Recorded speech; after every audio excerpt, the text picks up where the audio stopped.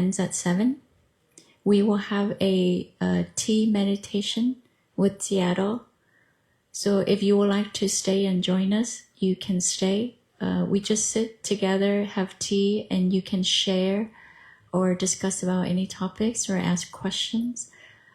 Sau thời pháp thoại hôm nay thì chúng ta sẽ có một buổi thiền trà với thiền sư.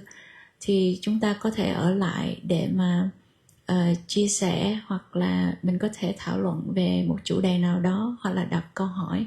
Thì chúng con xin mời quý vị ở lại để mà dùng trà bên bếp lửa với chúng con và thiền sư. And then for tomorrow's schedule, we will end the retreat at 5 p.m. Tomorrow the schedule is as usual, but after the afternoon Dhamma talk, we will conclude the ceremony and we will clean up. But we will continue to stay here. So if you like to come to stay and ask questions, share your experience, you're more than welcome to stay here as long as you like. Vào ngày mai chúng ta sẽ kết thúc khóa thiền vào lúc 5 giờ chiều. Chương trình buổi sáng vẫn giống như là hôm nay, nhưng mà chúng ta sẽ đóng khóa vào lúc 5 giờ. Sau đó thì quý vị vẫn có thể ở lại để mà sinh hoạt chung với tăng đoàn và chúng con. Sáng thứ hai, Monday morning, we will go to a Cambodia temple in the morning at 8 a.m. to have Dhamma sharing with the Sangha there. If you would like to come, you could also join us. Vào sáng thứ hai, vào lúc 8 giờ rưỡi sáng, Ngài được thỉnh đến chùa Campuchia để mà chia sẻ pháp thoại.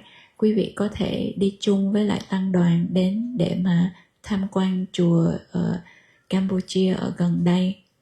Đó là lịch của ngày thứ hai, và sau đó thì tăng đoàn sẽ rời đi và di chuyển tới tiểu bang New Jersey. Katerina, is everyone here or I have to announce again? Downstairs, people are downstairs. Okay, maybe I'll announce one more time after Dhamma talk today. I think we will ask from those who heard already. We don't have to Okay. because of those who are absent. Thank you.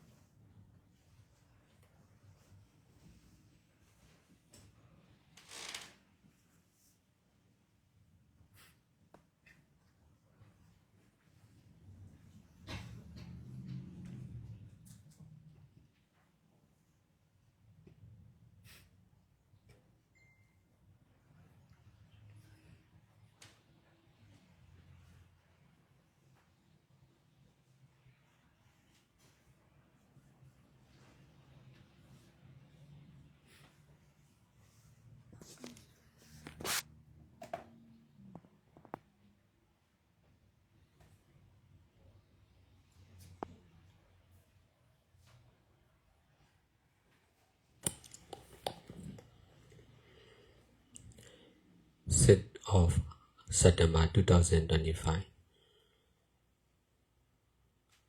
We will meditate together in this session. After that, sharing experience and asking a question.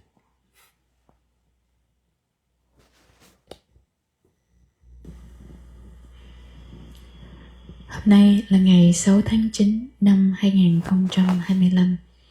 Bây giờ tất cả chúng ta sẽ cùng hành thiền chung với nhau Và sau đó chúng ta có thể chia sẻ kinh nghiệm hoặc đặt câu hỏi với thiền sư.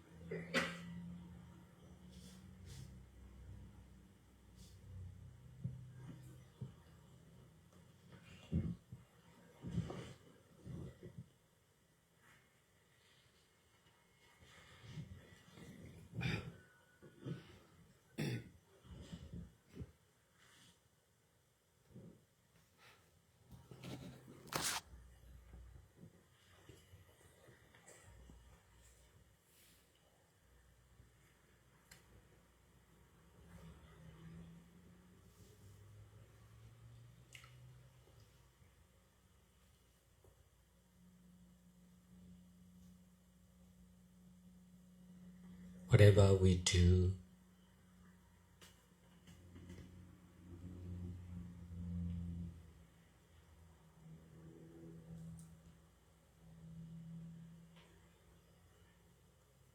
with body and mind, we should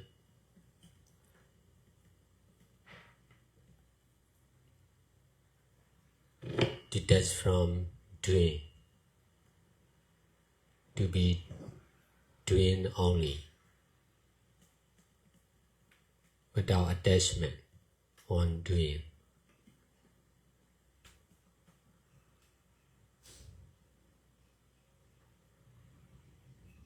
Whatever we are not doing,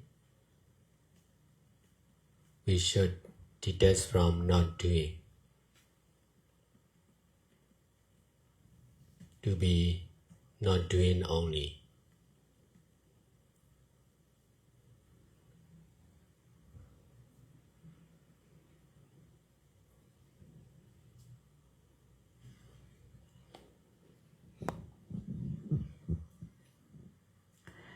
Bất kỳ những gì chúng ta làm với thân và tâm thì chúng ta cần phải xả ly khỏi cái đang làm. Chúng ta chỉ là làm mà thôi, mà không dính mắc vào cái làm. Bất kỳ những gì chúng ta không làm thì chúng ta phải xả ly khỏi việc chúng ta không làm. Chúng ta chỉ là không làm mà thôi.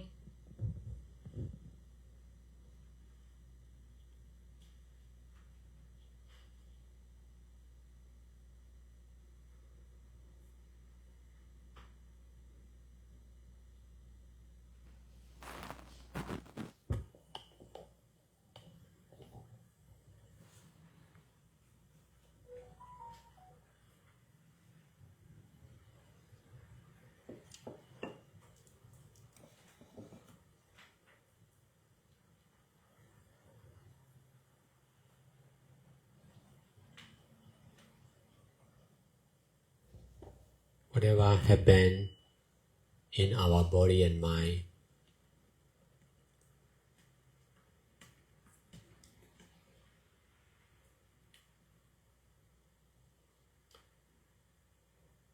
we should detach from that present happening,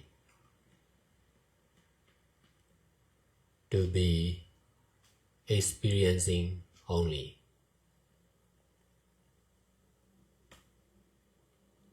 Whatever not happen in our body and mind, we should detach from not happening only.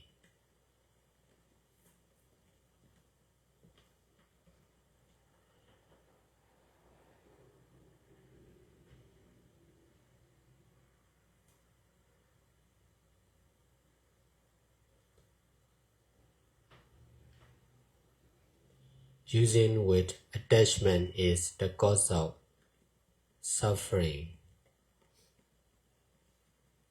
problems, difficulties in both of our body and mind.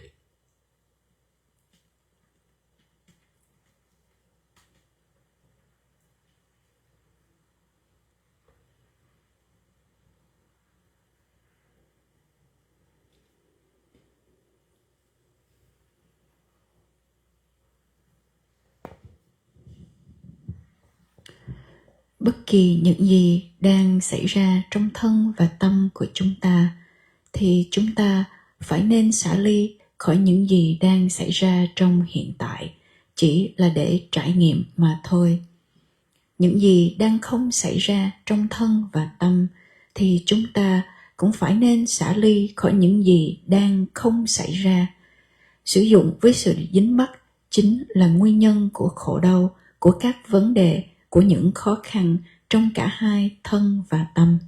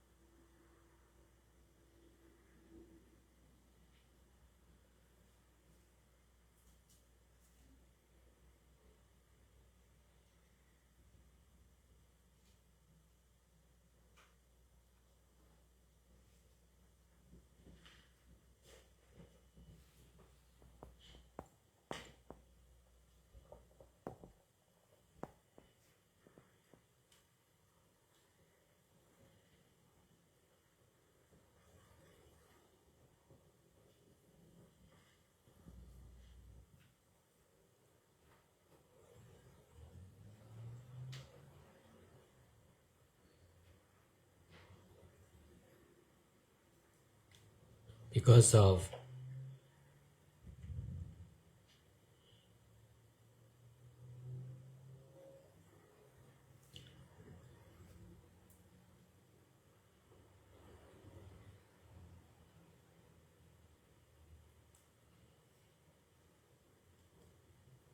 practicing meditation, I could detach from getting married.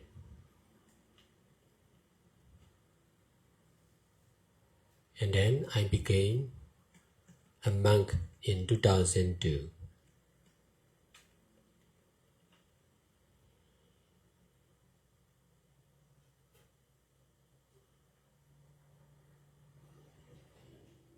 Both of getting married and not getting married are to be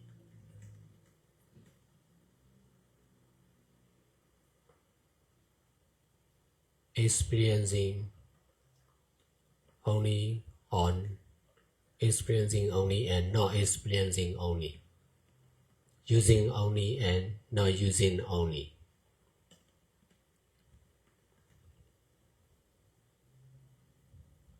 Not to reject and not to attach. Attachment is the cause of suffering. Detachment is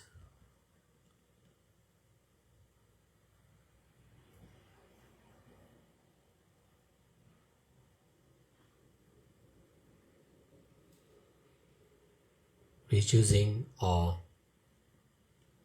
escape from suffering in both of body and mind.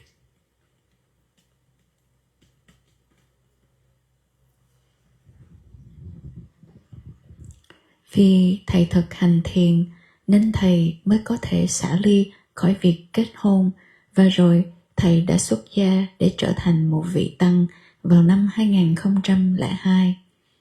Cả hai việc kết hôn hoặc không kết hôn cũng chỉ là để trải nghiệm hoặc không trải nghiệm mà thôi, sử dụng hoặc không sử dụng hoặc là không sử dụng mà thôi, không phải để cho chúng ta chối bỏ hoặc dính mắc vào. Dính mắc chính là nguyên nhân của khổ đau. Sự xả ly là đang giảm thiểu đi hoặc là đang thoát ra khỏi sự khổ đau trong cả hai thân và tâm.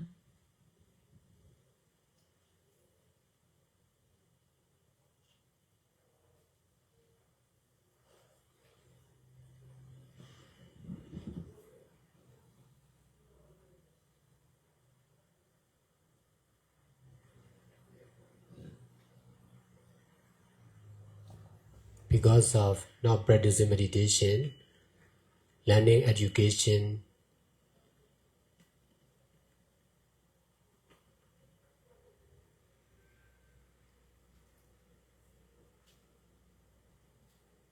taking health care of ourselves, working for money,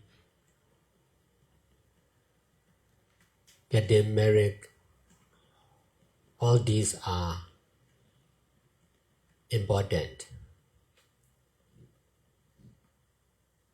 Because of practicing meditation,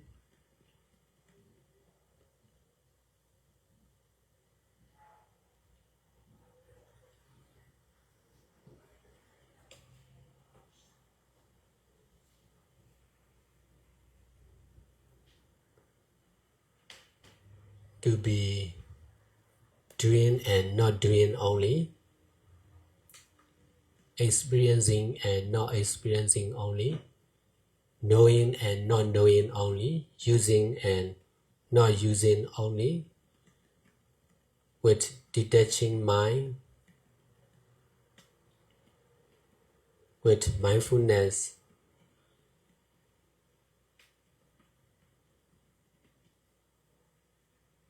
become the most important of all.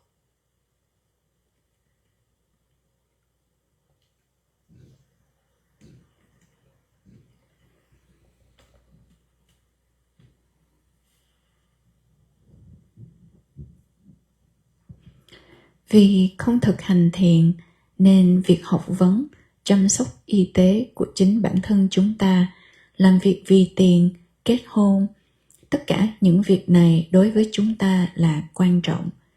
Vì thực hành thiền chỉ để là làm hoặc không làm mà thôi, trải nghiệm hoặc không trải nghiệm mà thôi, biết hoặc không biết mà thôi, sử dụng và không sử dụng mà thôi, với tâm xả ly, thì chánh niệm đã trở thành quan trọng hơn tất cả.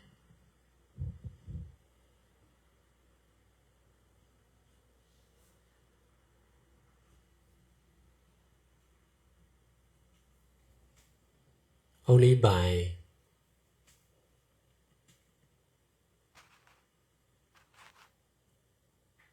doing all kinds of good deeds,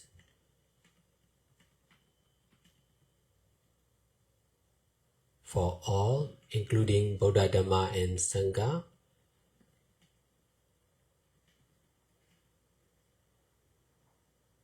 together with practicing meditation and keeping precept,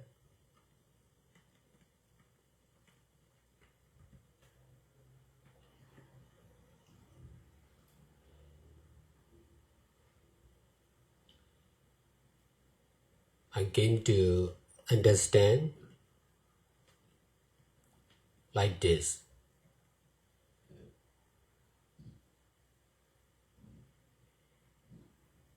If I haven't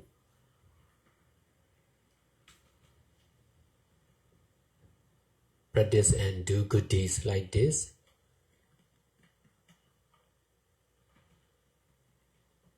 I will not be able to understand like this.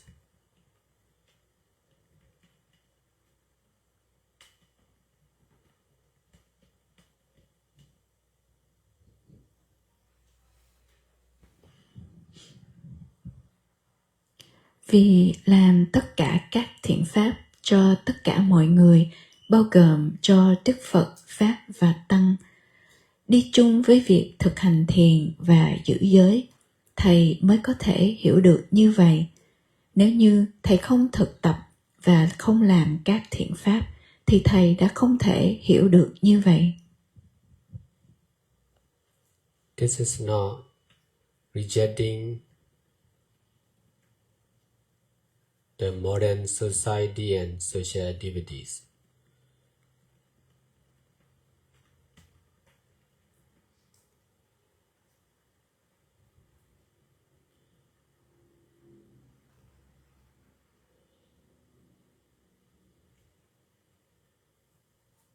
This is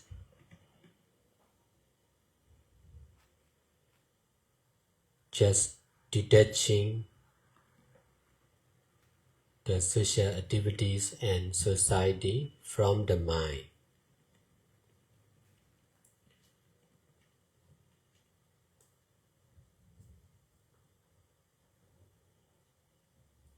We should combine education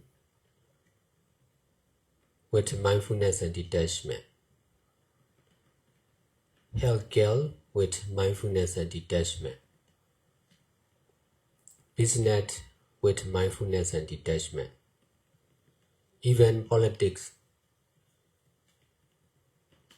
should do with mindfulness and detachment.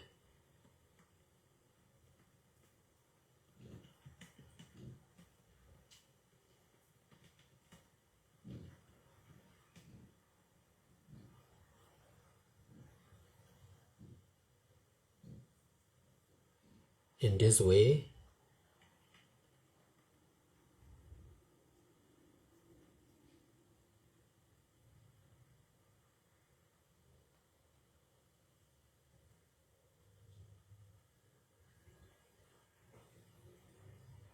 we are more sure to get success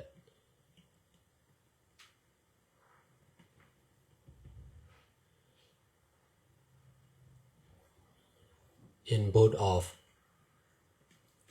social activities and practicing meditation. Even if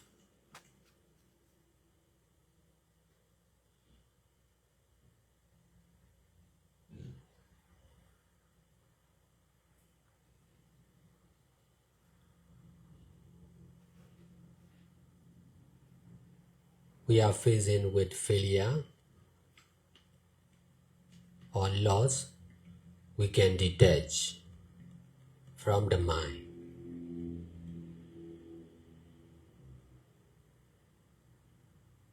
With the knowing of not someone, no I, not my failure or loss, just cause and effect of ever-changing, selfless, impermanent nature.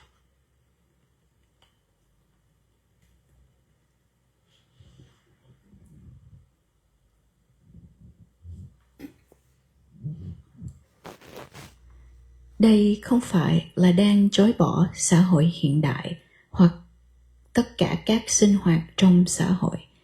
Đây chỉ là đang xả ly khỏi các sinh hoạt của xã hội và xã hội trong tâm.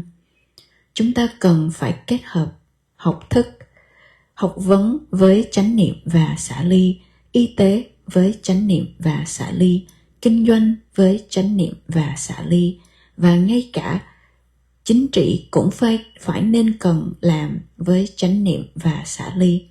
Bằng cách này, chúng ta càng chắc chắn sẽ có được thành công trong cả hai các sinh hoạt của xã hội và việc thực hành thiền.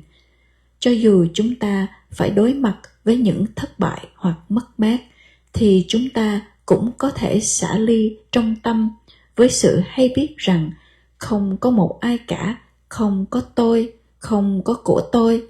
Sự thất bại và mất mát không phải là của tôi, chỉ có nhân và quả của sự luôn luôn thay đổi vô ngã của bản chất vô thường.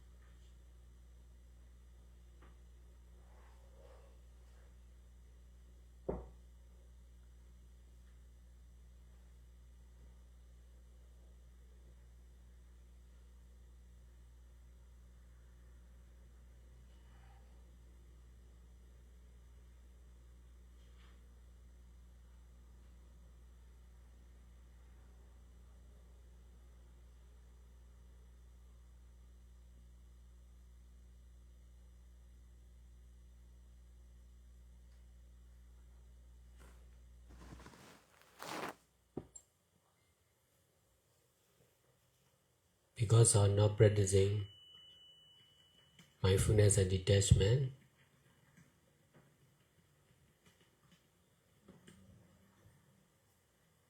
everything in the society or every social activities seem to be really important. Because of practicing mindfulness and detachment, more and more continuously and seriously,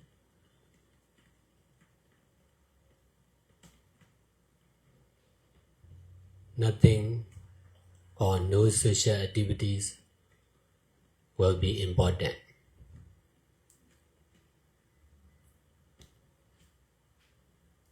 Only practicing mindfulness and detachment will be really important.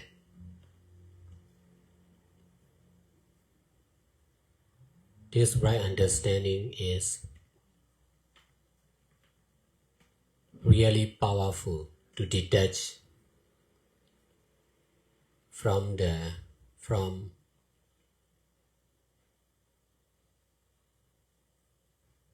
ourselves and social activities.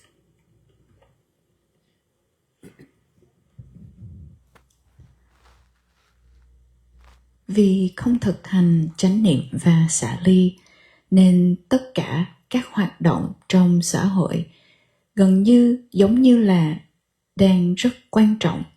Vì thực hành chánh niệm và xả ly càng ngày càng nghiêm túc và liên tục, thì không có hoạt động xã hội nào là quan trọng cả. Chỉ có việc thực hành chánh niệm và xả ly là quan trọng nhất. Sự hiểu biết đúng đắn này là có sức mạnh rất lớn để có thể xả ly khỏi chính chúng ta và xả ly khỏi những hoạt động của xã hội.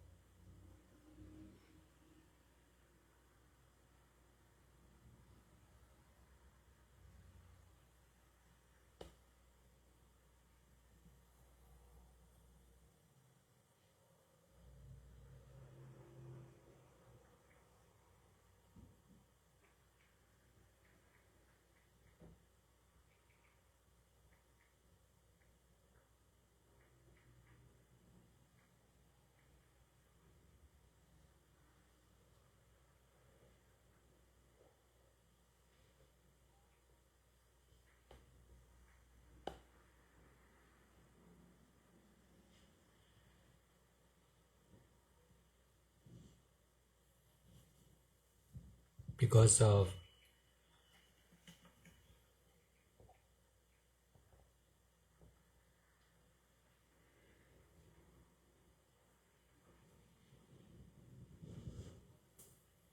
knowing the nothingness or selflessness of my life as a lead person and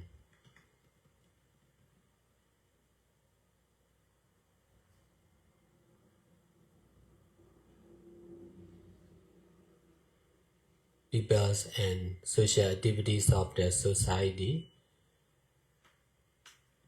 I'm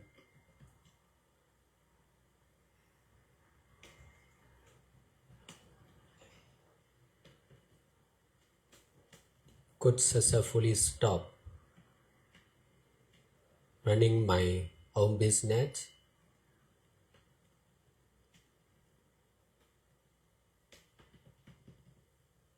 and then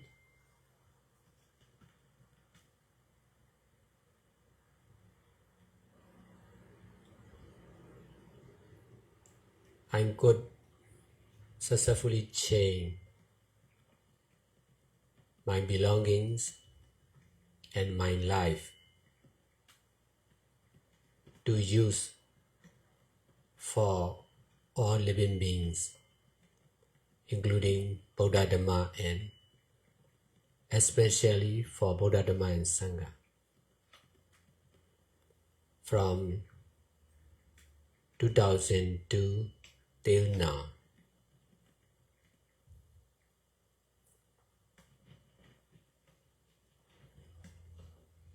Because of knowing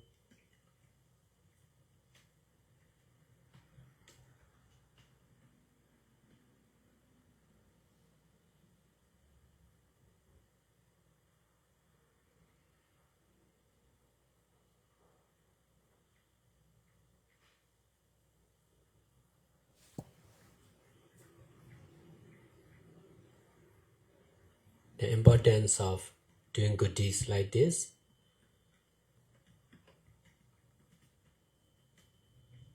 I have been producing and teaching good deeds from 2002 till now.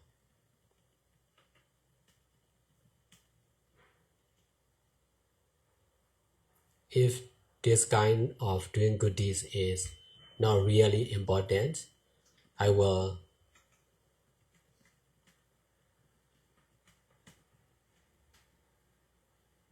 stop at once for sure.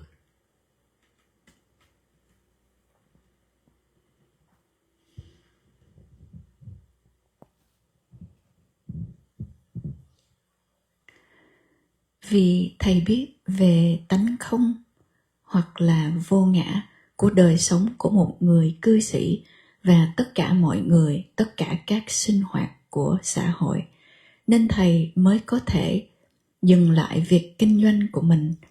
Thầy có thể thành công để thay đổi đời sống và tài sản của thầy để có thể sử dụng cho tất cả chúng sanh, nhất là sử dụng cho Đức Phật, Pháp và Tăng từ năm 2002 cho đến bây giờ.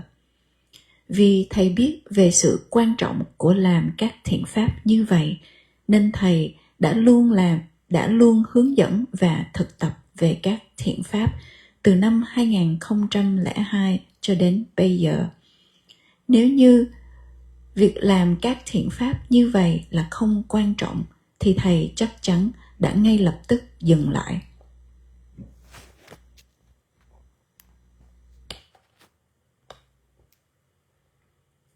Guided meditation is over now. You can share your experience or ask the question. Sự hướng dẫn thiền đến đây là kết thúc.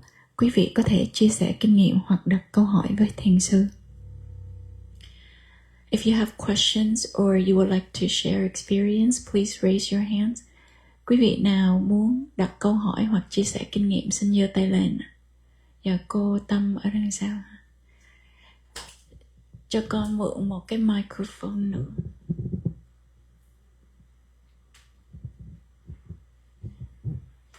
Thầy Thanh Hiệp ơi, mình còn cái microphone này.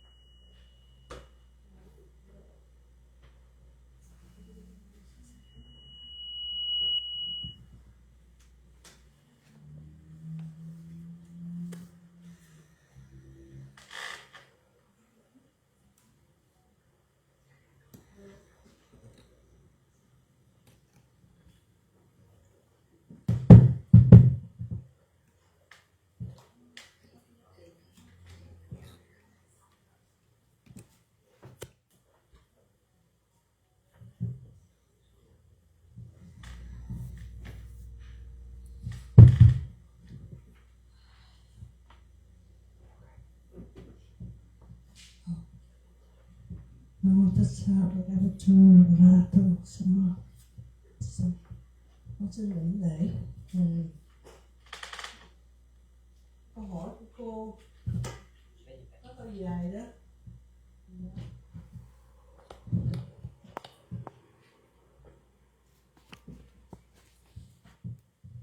Con xin thành kính đảnh lễ ngài. Hôm nay là ngày thứ 3, con được dự khóa tu tập 4 ngày với sự chỉ dẫn và dạy dỗ của ngài.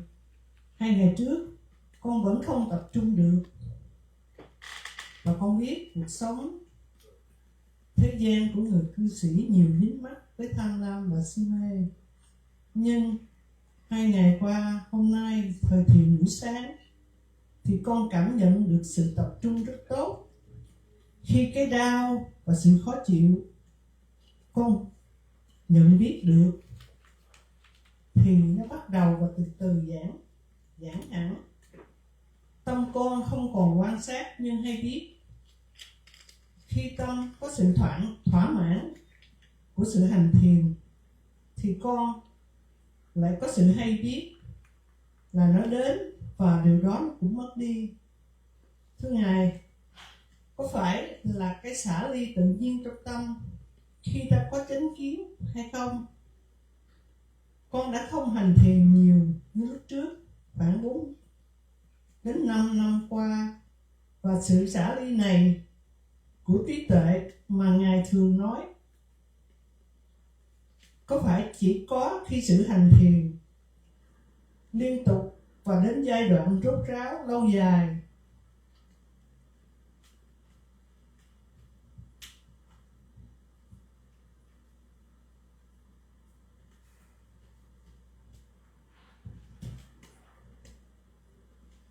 Nhưng những sự đến và đi khi trong lúc thiền tập, như những dòng sông trôi chảy của một con sông, làm sao con có thể tiếp tục để thấy được sự xả ly này?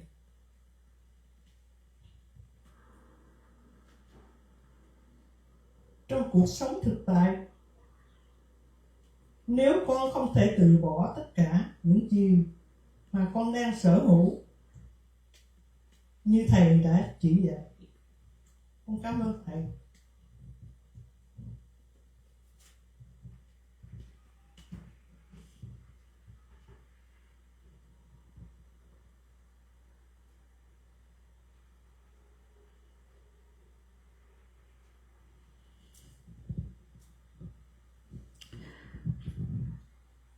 Dear Seattle and the Sangha and all the meditators here today, this is my 3rd day at a 4-day meditation retreat practicing under your guidance. The past 2 days, I could not concentrate well because the life of a lay person is full of defilements. This morning, I was able to meditate really good, and the pain I was experiencing was decreasing. At the time, I was observant, and I was observing the known mind. The known mind comes and goes. The known mind appear and disappear. So, in this way, detachment is almost automatic when we have right understanding. I haven't been practicing seriously for the last 5 years. So does detachment only comes if I practice seriously and continuously like this? How can I continue to have detachment in my daily life if I cannot let go of all my belongings like you taught us?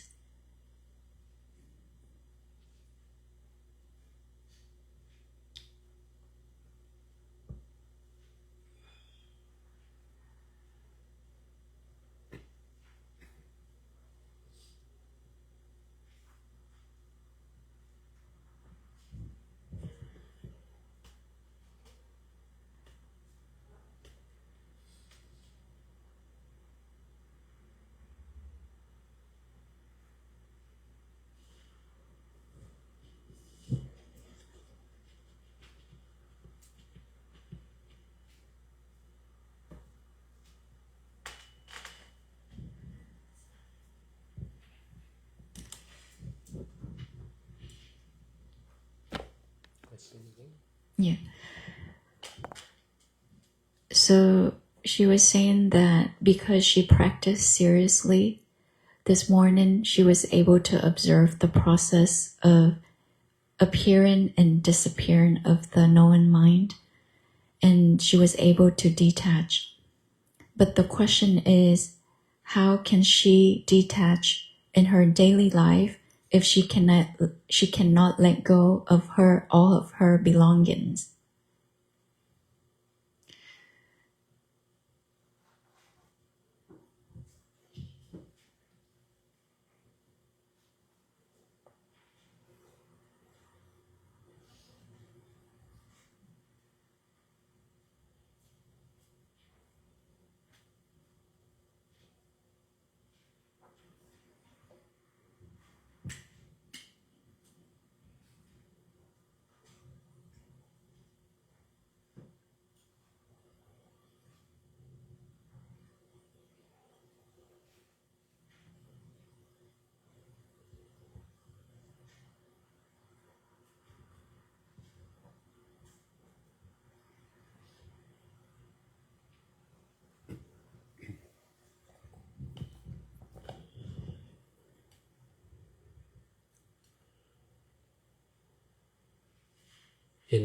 Detachment is mostly concerned with the mind. Because attachment is in the mind. We need to detach where there is attachment.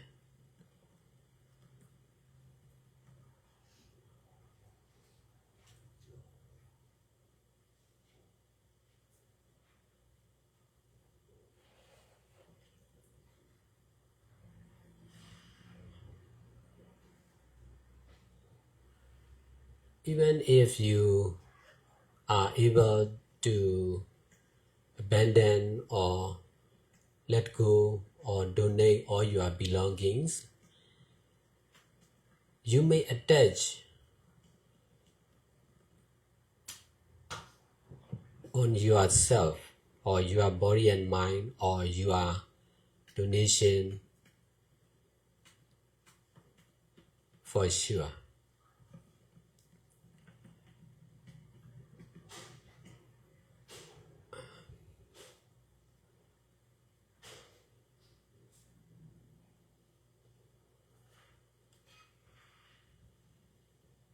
Attachment is concerned with both of having belongings and no belongings.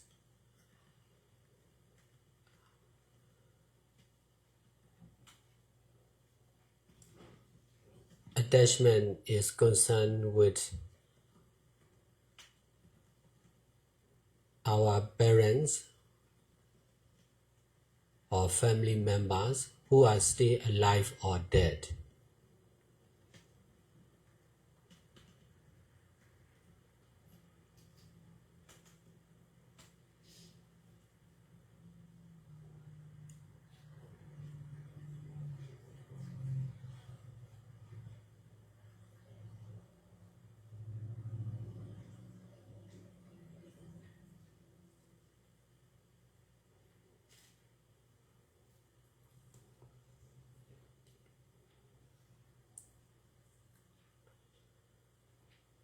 In order to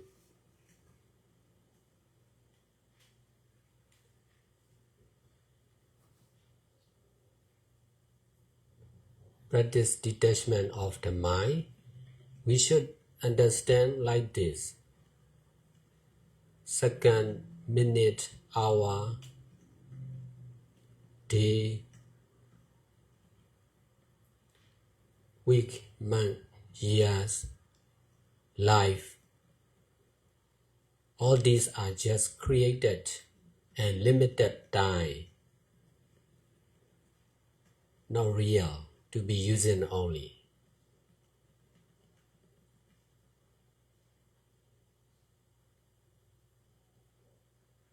The life of a human beings or a man or a woman parents or children,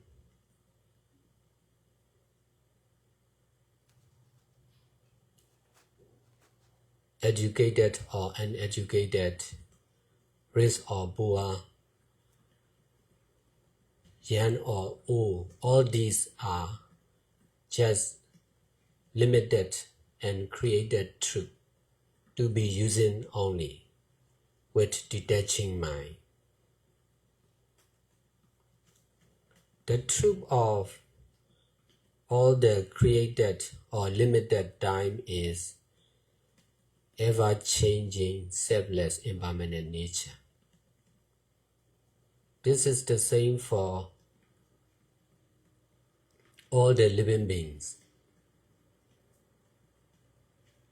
and all non-living beings. All these are just the same ever-changing, selfless, impermanent nature.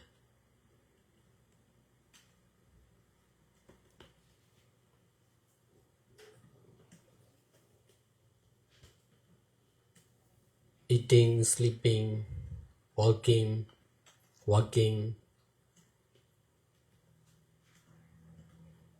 driving,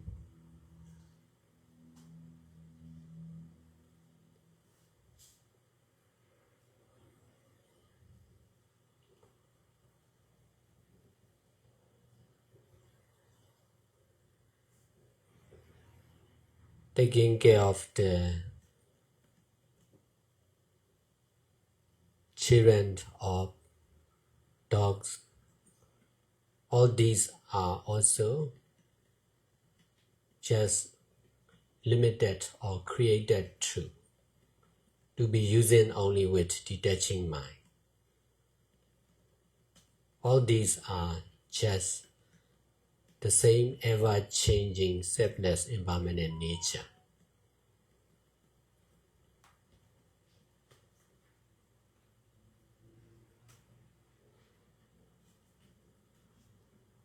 Knowing the same truth of ever-changing, selfless, impermanent nature or anicca, dukkha, anatta is really important to detach from ourselves, our daily activities.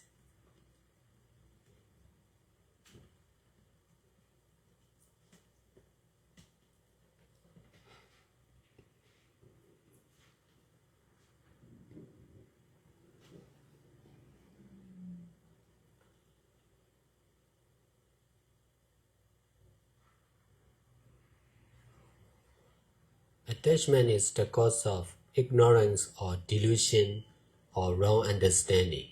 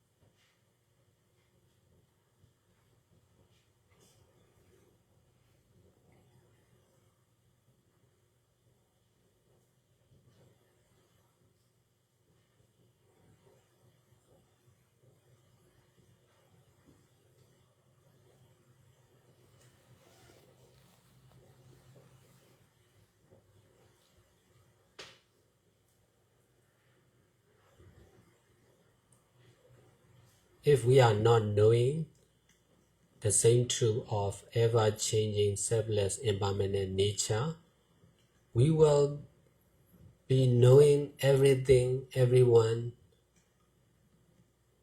everywhere, and every time as real and important.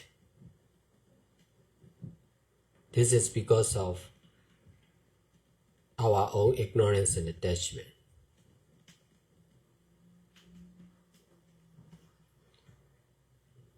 Ignorance and attachment of the living beings are always sending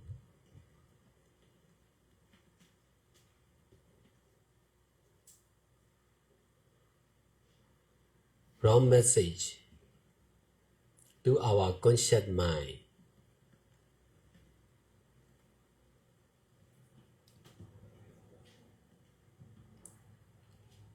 We used to think our life as real, someone or I as real. In fact,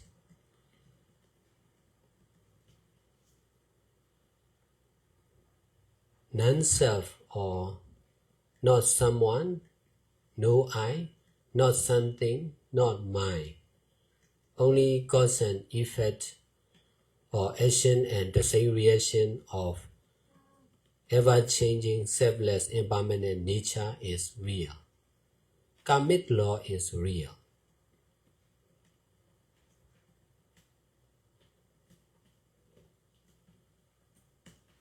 Karmic law is the real law and regulation of the nature.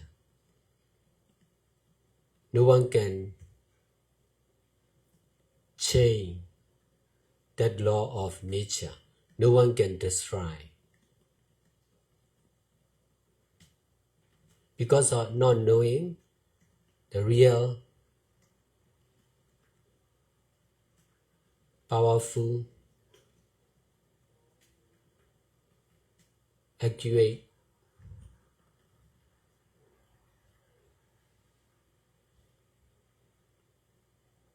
law of karma or action, we are attaching on created law and regulation of different country and government.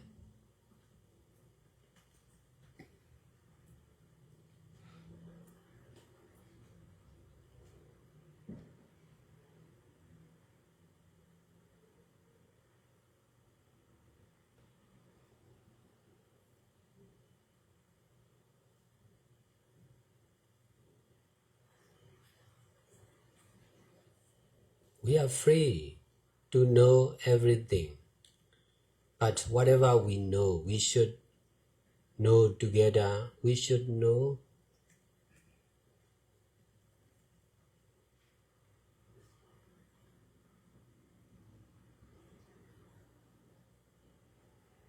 together with ever-changing, selfless, impermanent nature.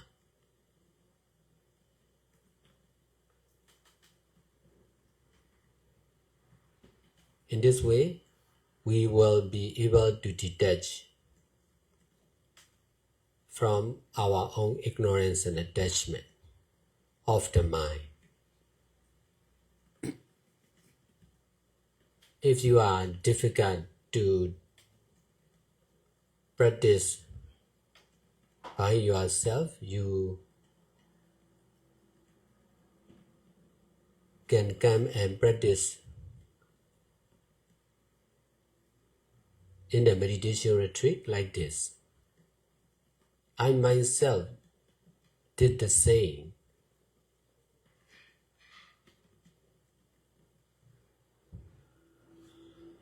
In the beginning, I have to practice in the meditation retreat like this.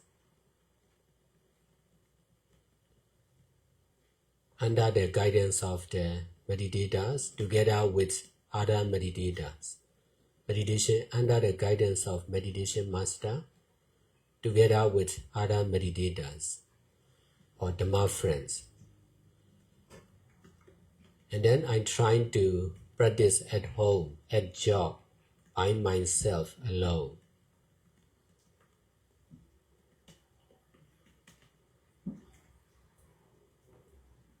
Because meditation is for everyone.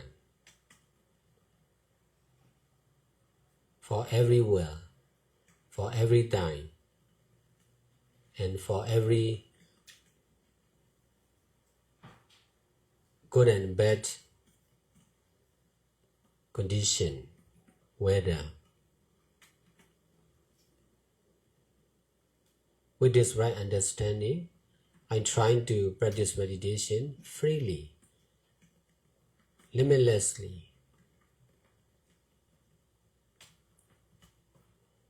accordingly, naturally.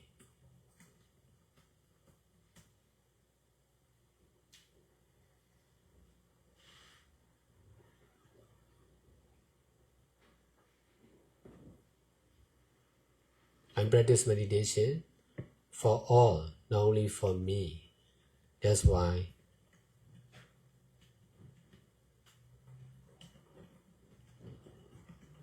I am able to help more and more people to practice meditation or mindfulness and detachment like this.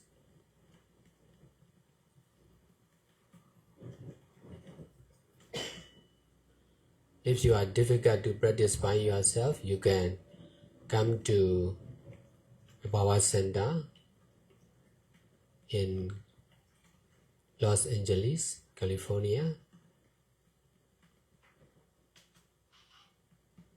You can stay for a short time or long time.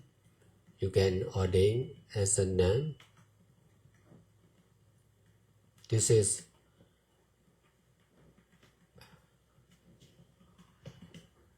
really helpful to detach from yourself, your belongings, your family members.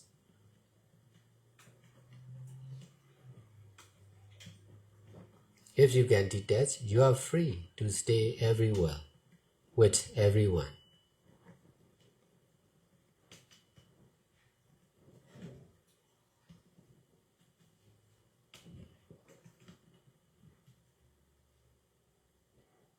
Because of attachment, we are not free.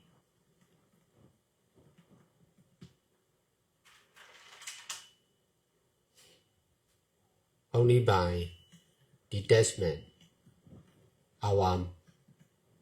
we all can be free from whatever we attach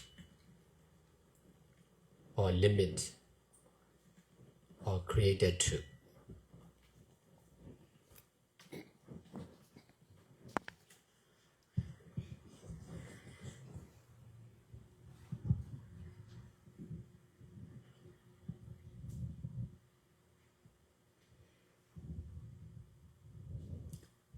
Sự xả ly phần lớn là liên quan đến tâm, vì dính mắc là dính mắc trong tâm. Chúng ta cần phải xả ly bất kỳ khi nào có sự dính mắc. Cho dù con có thể từ bỏ hoặc cúng dường tất cả các tài sản của con, nhưng con cũng sẽ dính mắc vào chính bản thân con, dính mắc vào thân và tâm của con và dính mắc vào sự cúng dường của con. Dính mắc là liên quan đến cả hai việc, có tài sản hoặc không có tài sản. Dính mắc có thể là liên quan đến cha mẹ của chúng ta, các thành viên trong gia đình của chúng ta, cho dù họ đang sống hoặc họ đã qua đời. Để chúng ta có thể thực tập xả ly trong tâm, chúng ta phải hiểu như vậy. Phút, giây, giờ, ngày, tuần, tháng, năm và cả đời sống. Tất cả những việc này là sự thật được tạo, là bản chất của sự luôn luôn thay đổi, vô thường và vô ngã. Ăn, ngủ, đi, làm việc, lái xe, chăm sóc con cái và chó mèo. Tất cả những gì chúng ta làm cũng chỉ đều là sự thật được tạo ra, sự thật có giới hạn, chỉ là để sử dụng mà thôi với tâm xả ly. Tất cả những hiện tượng này cũng đều chỉ là bản chất của sự luôn luôn thay đổi, vô ngã và vô thường. Chúng ta phải biết về sự thật giống nhau của tất cả các hiện tượng, bản chất của sự vô ngã vô thường, hoặc là bản chất của khổ, vô thường và vô ngã. Sự hiểu biết này là rất quan trọng để chúng ta xả ly khỏi chính bản thân chúng ta, xả ly khỏi tất cả các hoạt động trong đời sống. Dính mắc chính là nhân của vô minh, hoặc là ảo tưởng, hoặc là hiểu biết sai lầm. Nếu như chúng ta không biết về sự thật giống nhau này, sự thật của bản chất vô thường vô ngã, thì chúng ta sẽ nghĩ rằng tất cả mọi người, tất cả mọi nơi, tất cả thời gian và không gian là có thật, là quan trọng. Đây chính là bởi sự vô minh và dính mắc của chính chúng ta. Vô minh và dính mắc của tất cả chúng sanh là luôn luôn gửi một tin nhắn, một thông điệp sai lầm đến với tâm thức của chúng ta. Chúng ta đã quen nghĩ rằng cuộc đời của chúng ta là có thật, một ai đó, một cái tôi là có thật. Thật ra, vô ngã, không có ai cả, không có tôi, không có gì cả, không có của tôi, chỉ có nhân và quả, hành động và hành động ngược lại của bản chất vô thường vô ngã là thật mà thôi. Luật của nghiệp là thật. Luật của nghiệp là một luật lệ có thật. Luật lệ này là của tự nhiên. Không có ai có thể thay đổi hoặc hủy diệt luật của nghiệp, luật của tự nhiên này. Vì không biết về định luật rất chính xác và quyền lực này, nên chúng ta luôn bị dính mắc vào luật lệ của những quốc gia và những chính phủ. Còn có quyền tự do để tìm hiểu về tất cả mọi thứ, nhưng những gì mà chúng ta biết, chúng ta phải biết đi kèm với sự biết về bản chất vô thường và vô ngã. Bằng cách này, chúng ta mới có thể xả ly khỏi chính sự vô minh và dính mắc của chúng ta trong tâm.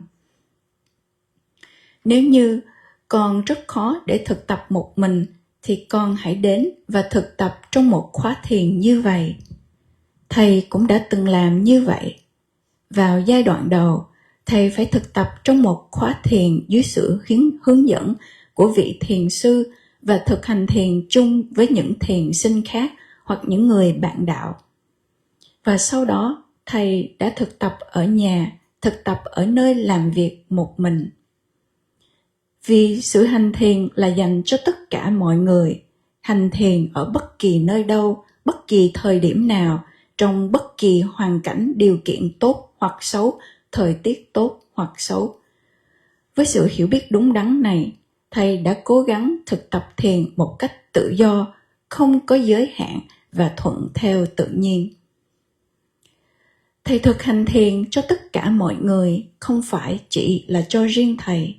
Cho nên thầy mới có khả năng để giúp đỡ nhiều và nhiều người hơn nữa để hướng dẫn họ thực hành thiền, chánh niệm và xả ly. Nếu như con gặp khó khăn khi thực tập một mình, con hãy đến trung tâm Tabawa ở Los Angeles, tiểu bang Cali. Con có thể đến đây ở một thời gian ngắn hoặc một thời gian dài, và con cũng có thể xuất gia làm một vị tu nữ. Việc này sẽ rất hữu ích để cho con có thể xả ly khỏi chính bản thân con, xả ly khỏi những tài sản của con và xả ly khỏi những gia đình của con. Nếu như con có thể xả ly thì con có được tự do để ở bất kỳ nơi nào và chung sống với bất kỳ một ai. Vì có sự dính mắc nên chúng ta mới không được tự do. Chỉ khi nào chúng ta có thể xả ly thì chúng ta mới có thể được tự do khỏi những gì chúng ta dính mắc, tự do khỏi những giới hạn và tự do khỏi sự thật được tạo ra.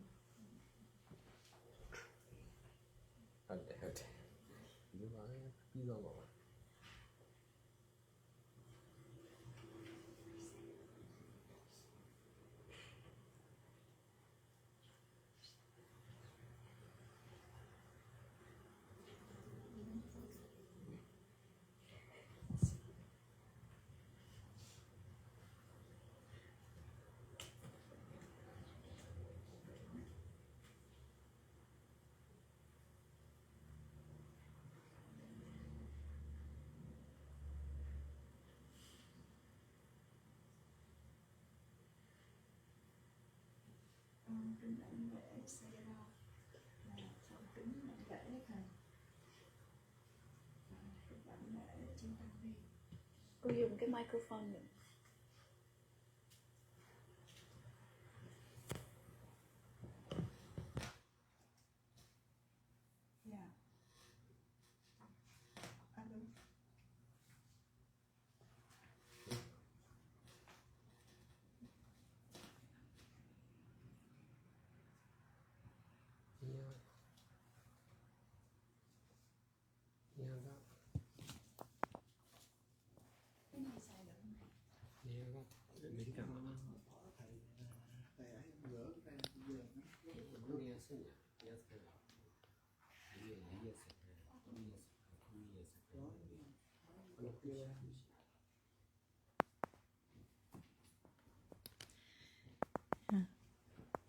Nam mô Bổn sư Thích Ca Mâu Ni Phật.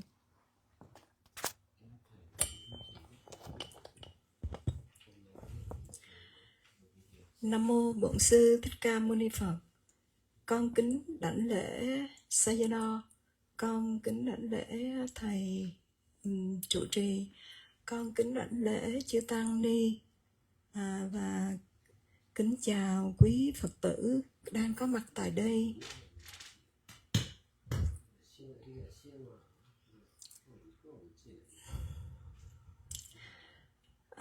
Con xin tự giới thiệu. Pháp danh của con là Phước Thanh. Con xin chia sẻ cái quá trình tu tập của con.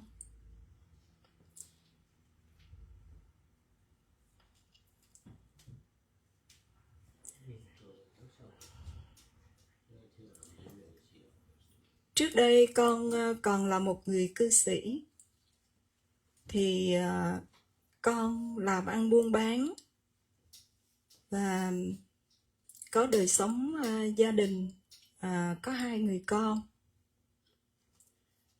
Và do công việc làm ăn cực nhọc, rồi con bị mắc một chứng bệnh đau cuộc sống.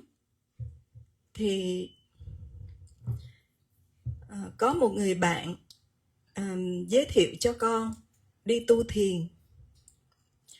Và họ giới thiệu cho con đến một cái câu lạc bộ người cao tuổi hướng dẫn về thiền dưỡng sinh để chữa bệnh. Thì con tới đó học 1 tuần và về thực hành. Thì cái bệnh đau lưng nó có giảm bớt. Và tiếp tục tu tập. Sau đó con có chia sẻ về vấn đề tu tập thiền dưỡng sinh với một người bạn. Và chị bạn này là lại giới thiệu cho con là ở Thiền viện Phước Sơn có dạy thiền về Phật giáo. Thì nếu muốn tìm hiểu thì hãy đăng ký khóa thiền và đi đến đó để tu tập. Thì con cũng mạnh dạn đăng ký một khóa thiền, nhưng mà cũng không được trọn vẹn. Khóa thiền Quán Tâm của Ngài Thiền sư Trí Dũng, thì con đến đó tu tập 4 ngày. Thì qua 4 ngày tu tập đó thì con mới tiếp xúc với Phật giáo Theravada. Từ đó con cảm thấy giống như mình cũng thích hợp với cái việc tu thiền á. Và con cố gắng. Sau đó một thời gian thì vẫn tiếp tục tham gia thêm vài khóa nữa. Rồi con lại tu tập thiền quán thọ với lại một cư sĩ là cô Quỳnh Hương, sống ở Phước Sơn. Và đến cuối năm 2015 thì con tham gia khóa thiền với Sayadaw ở thiền viện Phước Sơn. Khóa thiền đó là 7 ngày. Thì trong 7 ngày tu tập với Sayadaw đó, thì con nghe Ngài giảng về làm chỉ làm mà thôi, sử dụng chỉ sử dụng mà thôi, không có ai sử dụng, không có ai làm, rồi không dính mắc, không chối bỏ, rồi vô thường luôn mới.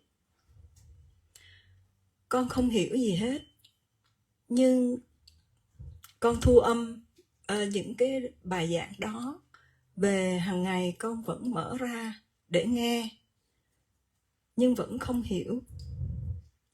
Và cũng trong khóa thiền đó, Ngài Thiền Sư, con có quy y với Ngài Thiền Sư, và Sayadaw đã đặt cho con một cái pháp danh bằng tiếng Pali là Dhammesi. Pháp danh này dịch ra tiếng Việt là người đi tìm Pháp. Khi nhận được cái pháp danh như vậy, tự nhiên người con nó rung động, da gà nó nổi lên, và con rất là xúc động.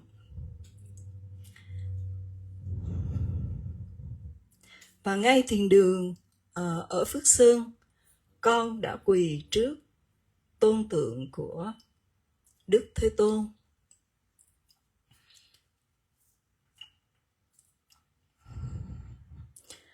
Con đảnh lễ Ngài và con kính bạch Đức Thế Tôn.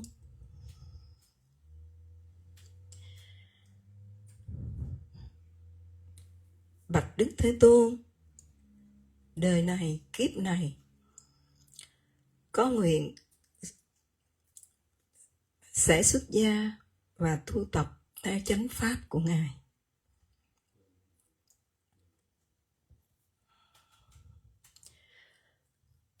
Cầu mong cho con gặp được thầy giỏi, gặp được bạn lành, gặp được các bậc thiện trí thức, để con được thuận duyên trên bước đường tu tập.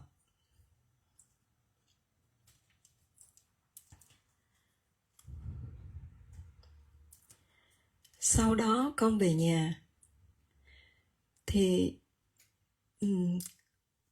cuối năm đó con đã thu xếp công việc làm ăn buôn bán, kết thúc với các siêu thị không có sản xuất hàng để mà cung cấp hàng cho họ bán nữa. Và con sửa lại ngôi nhà con đang ở, rồi con ngăn nhà ra để mà cho thuê, lấy cái tiền thuê nhà đó làm một cái nguồn thu nhập để mà nuôi con ăn học.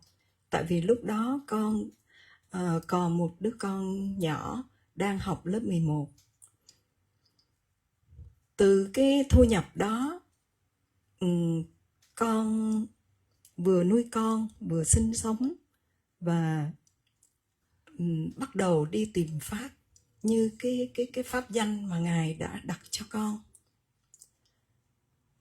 Con cũng chưa biết tìm ở đâu, thì lúc đó con mới hỏi thăm là ở Sài Gòn á, có cái chùa Nam Tông nào gần nhà mình để mà mình xin đến đó mình tu học. Thì có người mách cho con rằng ở chùa Bửu Thắng, cách nhà con khoảng 1 cây số. thì con tìm đến đó. Khi con tìm đến đó gặp thầy trụ trì là thầy Chân Minh, con mới hỏi thăm và xin thầy cho con hàng ngày đến đó để mà tu thiền. Thì ngài đồng ý và nói rằng buổi tối ở chùa là có thầy có cho một nhóm Phật tử ngồi thiền và tụng kinh hàng đêm, thì con cứ đến mà tu tập. Thì con đến đó tu tập một thời gian, và khi ở thiền viện Phước Sơn có khóa thiền thì là được bạn bè thông báo thì con cũng đi tham gia. Sau đó con mới hỏi thăm là ở đâu mà các chùa Nam Tông có dạy học pháp học thì con sẽ đi học.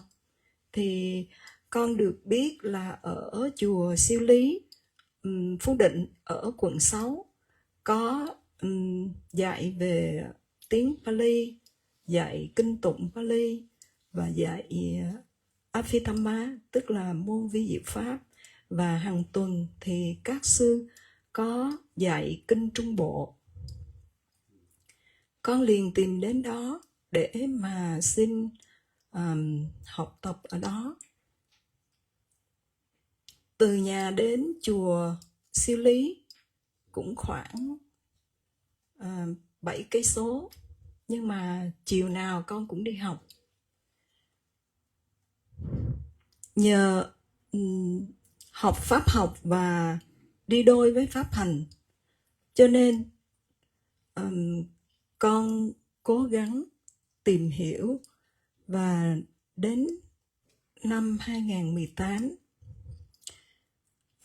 vào cái khóa thiền của ngài thiền sư Ajahn Supham, người Thái Lan, đến dạy ở thiền viện Phước Sơn, thì con tu tập với ngài. Trong khóa thiền đó thì con đã tìm thấy được pháp mà Sayadaw bảo con muốn tìm.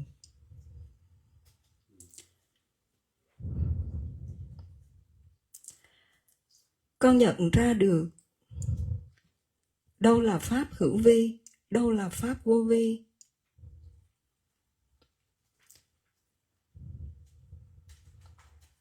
Đâu là pháp chân đế, đâu là pháp tục đế. Và hiểu được thế nào là vô thường luôn mới.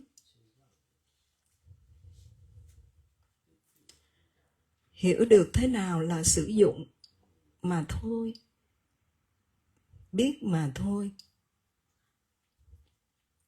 Hiểu được cái pháp vô ngã mà thiền sư đã chỉ dạy. Hiểu được như thế nào là không dính mắc, không chối bỏ.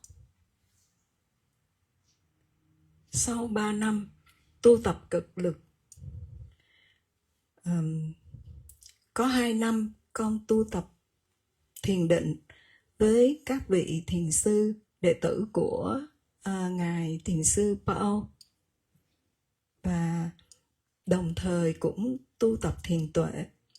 Cho nên những cái điều mà con nhận ra được đó là chân lý mà Đức Phật đã chỉ dạy. Con vô cùng xúc động, vô cùng biết ơn Đức Thế Tôn, vô cùng biết ơn các vị thầy, các vị thiền sư, các vị giáo thọ sư đã bỏ công sức dạy dỗ và hướng dẫn để cho con tu tập.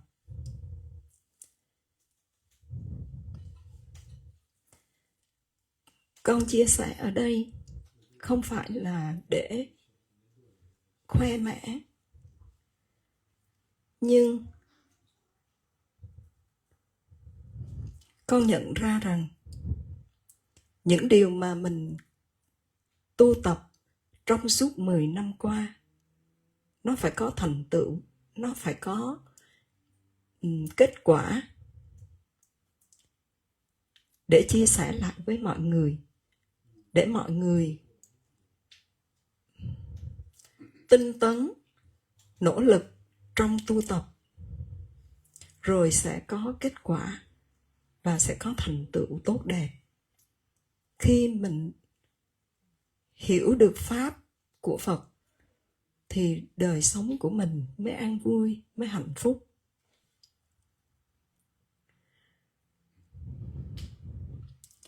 Con có làm một cái bài thơ khi mà con nhận thấy pháp. Con xin đọc để cho đại chúng cùng nghe. Hôm qua tôi bỗng chết 2 lần, ngã sấp bên đường dĩ vãng sanh. Hôm nay tôi chết thêm lần nữa, thoát khỏi luân hồi khổ tử sanh. Và sau này con có làm thêm một cái bài thơ ngắn nữa là: bước đi từng bước một, nhẹ nhàng trong không gian, trên con đường trung đạo, hiện tại không thời gian. Khi chúng ta chánh niệm ngay trong hiện tại thì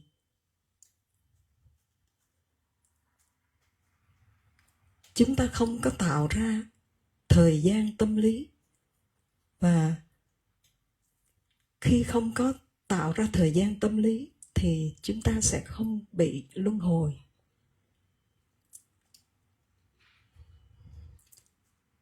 Cho nên sự xả ly mà Sayadaw dạy thì trước hết mình phải xả ly khỏi gia đình, khỏi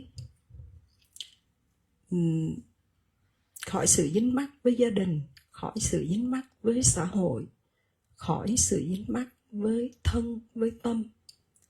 Và cuối cùng là không có dính mắc gì với pháp bất thiện hoặc là pháp thiện. Thì khi mà thoát khỏi mọi cái sự dính mắc đó thì chúng ta được giác ngộ và được giải thoát. Dạ, con xin hết.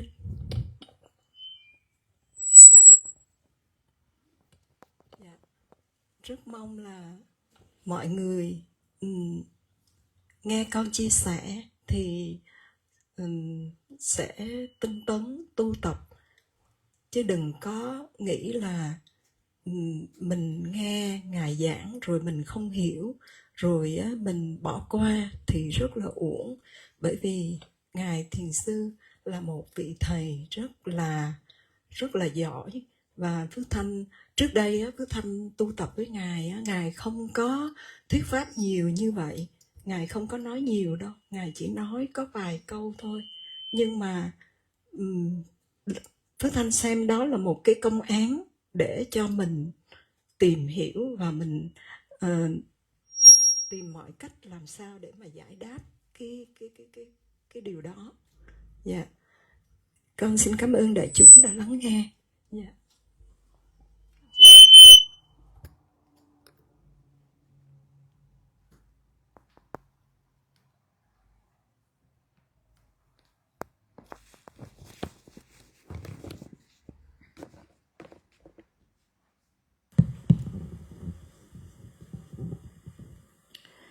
This is Sharon from Seattle, Phước Thanh. Dear Seattle, the Sangha, monks and nuns, and all the meditators present here today. My Dhamma name is Phước Thanh, and I would like to share the process of my practicing of mindfulness and detachment. Before I was a normal lay person, I was a business owner, and I had a family with 2 children. Because of my business, I have to work very hard, and because of that, my back was in so much pain.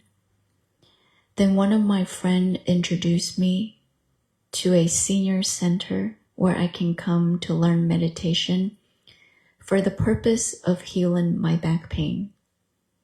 I went there and practiced for 1 week, and the pain was better. So I shared this course to most of my friends. Then another friend of mine introduced me to a meditation retreat at Phước Sơn. This retreat was taught by Siaro Trí Dũng, Chitta Nupassana, and I attended this retreat for 4 days. And during this retreat, I came to learn about Theravada Buddhism. I felt like it was pertaining to me and I can understand it. So I continued to attend more retreats after that. Then after that, I practiced Vedananupassana with one of the lay person, Quỳnh Hương, at Phước Sơn. Then in 2015, I had a chance to attend a retreat under the guidance of Seattle Ottamattara at Phước Sơn. During the 7-day retreat, Seattle said, to do and not to do only, using and not using only, no one is doing or using. You taught us about the ever-new changing impermanence nature. I did not understand any of this at the time, and I recorded your teaching. And I continued to listen to it again and again, but I didn't fully, completely understand it. And then I ordained with you, Seattle, and you gave me my Dhamma name, Dhammasi, which means a person who is looking for Dhamma. When I received this Dhamma name, I was deeply touched. In the Dhamma hall, I pay respect to the Buddha and I said to him, Dear Buddha, I vow that in this life I will ordain and follow your right teaching. I pray that I will meet the right meditation master, to be together with Dhamma friends so I can continue my practice. At the end of that year, I ended my business. I fixed up my house and divided up the house so I can rent it out. And the rental becomes my income so that I could support myself and my daughter who was in the 11th grade at the time. From this rental income, it helped me with my living expenses and it gave me time so I can start on my journey of looking for Dhamma. I would ask around for a Theravada monastery close by my home, and people told me to come to Bồ Thắng Monastery. There I met with the abbot, Jung Min, and I requested him to allow me to come every day to learn meditation. And they have a meditation session every night, and so I went. Whenever there is a retreat at Phước Sơn, I would join. Everywhere there is a retreat, I would attend. At the time, I knew at Suli Temple in District 6, they would teach Pali and Abhidhamma, and they would teach the Mahāji Nikaya, and so I would come here to study. From my house to Suli Temple, the distance is about 7 kilometers, but I would go every day. Because of learning Buddhist literature and practicing meditation together, in 2018, at a retreat held by Seattle Achan Sufan at Phước Sơn, I found Dhamma that I was looking for. I realized that I understand what conditioned phenomenal and unconditional phenomenal is, what the created truth is, and what is the original truth. And now I understand about the ever-new changes and impermanence nature. I understand about to be using only, to be known only, and I came to understand what anatta is. And because of this understanding, I practiced seriously for 3 years. For 2 years, I would practice samatha under the Pa-Auk tradition, and then I would practice vipassana. Then I came to understand about the truth that the Buddha taught us, and I became so greatly appreciative for the great Buddha and for all the meditation teachers that had helped me on this journey. My sharing is not to show my accomplishment, but I just want to share my practice for the last 10 years, which yield results. And I want this sharing to inspire everyone to continue to practice, and you too will achieve success. When we are mindful in the present moment, we will not create the limited time. And if we don't create the limited time, we will not be reborn into this samsara. Detachment is first detaching from your family, detachment from the attachment of family, the attachment of body and mind, and attachment to good or bad deeds. If we can detach, we are free from all attachment. And if we are free from all attachment, we can achieve enlightenment. I hope everyone can make good use of Sayadaw's teaching. This teaching is very precious. Don't just listen and not practice. When I knew Sayadaw, he did not say much with words. He only said a few sentences, and it was up for me to find the answers for myself. With that, what Sayadaw is teaching right now is with great value. Please use it for your practice.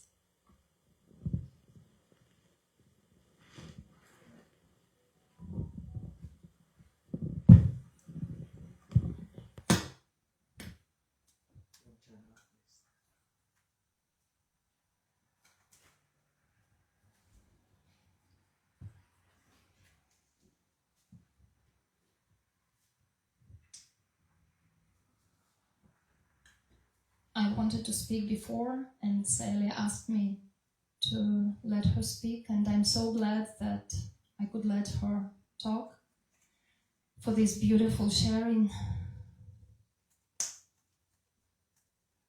Really, Dhamma works. It let her speak, and I'm going also now to share my experience.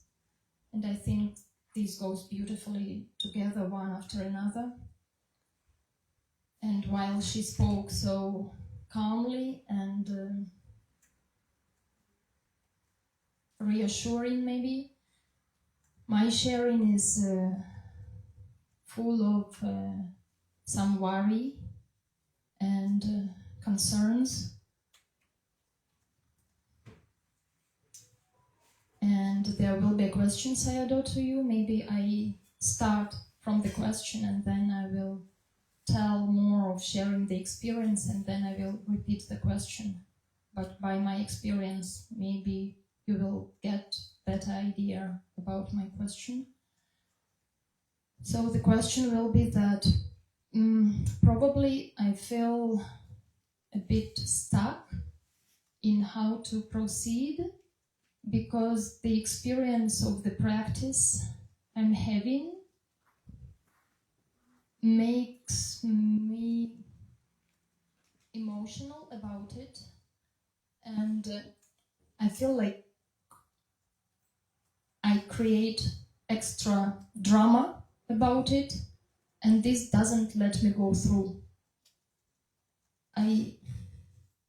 My attitude towards the practice seems to be blocking me to continue. So I will tell now more, and I will share how I feel. So this morning at the morning session, I was practicing to see all that I can see in the present moment as created truths, with the understanding of not true, not real. And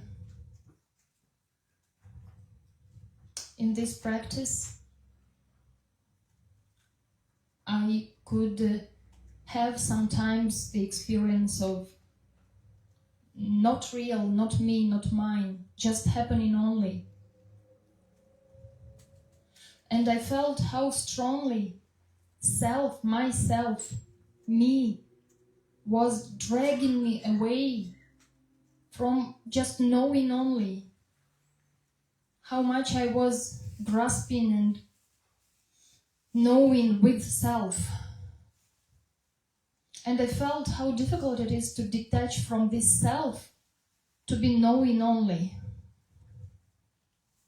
And same like I was sharing yesterday, that I feel like as if I walk at the edge of knowing what is right, and something doesn't let me to cross this edge, cross this border.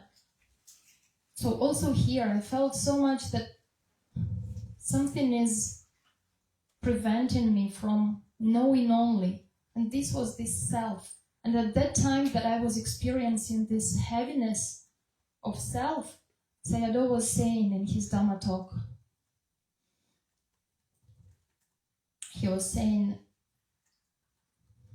if we cannot detach from ourselves in this battle of ignorance and attachment against the mindfulness and detachment, and I felt so strongly, it is impossible, no, this battle, if we cannot detach from ourselves, it is impossible. And then he continues and he says, the mission is impossible. This was exactly what I was telling myself, like when I was hearing his Dhamma talk, that this is impossible, and this is what he said. And at this moment I felt so much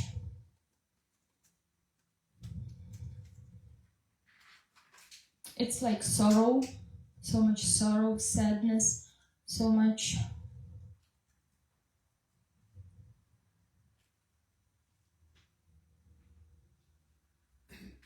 when it is really impossible. Like helplessness, yes, helplessness. I was feeling helplessness. And the feeling was so strong, and it just came by itself, and it was no self.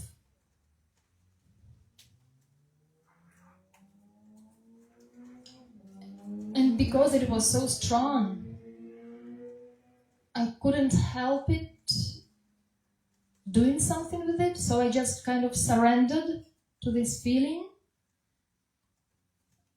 And then there was the experience of the flow of creation from one moment to another, creation of this body and mind and all that I think and feel and know and understand,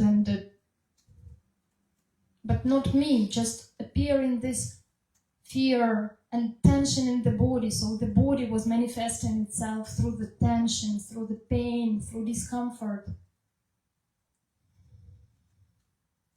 And the mental manifestation as watching the happening.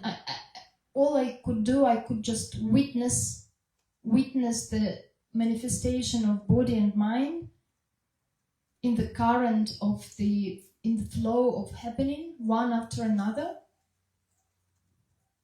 And there was just no space for self. Everything was happening one after another without the space for the self. And it was painful to see that those things happen without self. And I started crying. Not that I started, like crying followed. And I felt pity for myself. I mean, not pity in Pali language, but pity in English language. The sadness, I felt sorry for myself. And at that moment, I felt there is no me no self. So I can't even lament for myself, because there is no me to lament over this experience.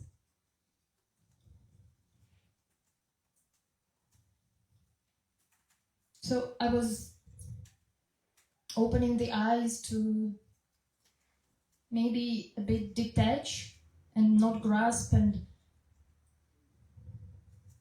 be free from the heaviness of understanding and experiencing this flow without self and without me in it.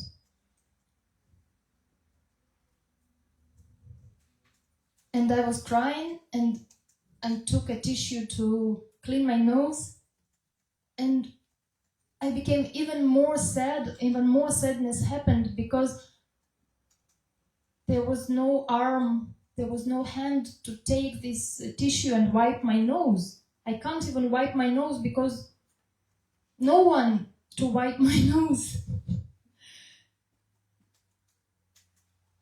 And it was scary and fearful. And whatever, like, I'm putting now into words, but those were more of concepts, maybe, I don't know, like I don't know. I'm telling now the memory of what I was witnessing. And there was the feeling that as if no self was happening to destroy me, to destroy myself, to destroy me, who wanted to be there as someone. And when I could see that it was just happening by itself without doing it to me or against me, then I also could see there is no even me in the world of no self, in the world of happening. There is no me for it. It is just happening by itself. I don't exist at all for what is there. And whenever I was having this understanding about no me, it was so painful.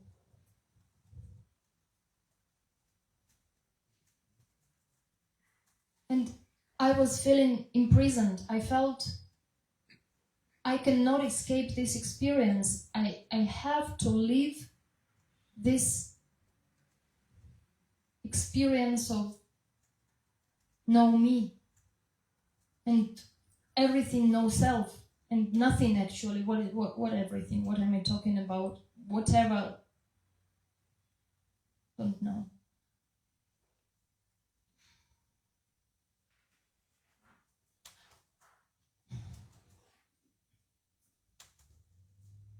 So I just understood that trying to experience on our own, trying to have our own experience of no self is actually showing that there is no our own experience, because there is no one to experience. While we learn from the teaching of Sayadaw, and we should have our own experience, not only his words, but then when we get this experience, we understand that the one who is supposed to have their own experience is no one, and there is no this one to experience that. And now I put it into words, and this might be sounding weird, but this is very scary.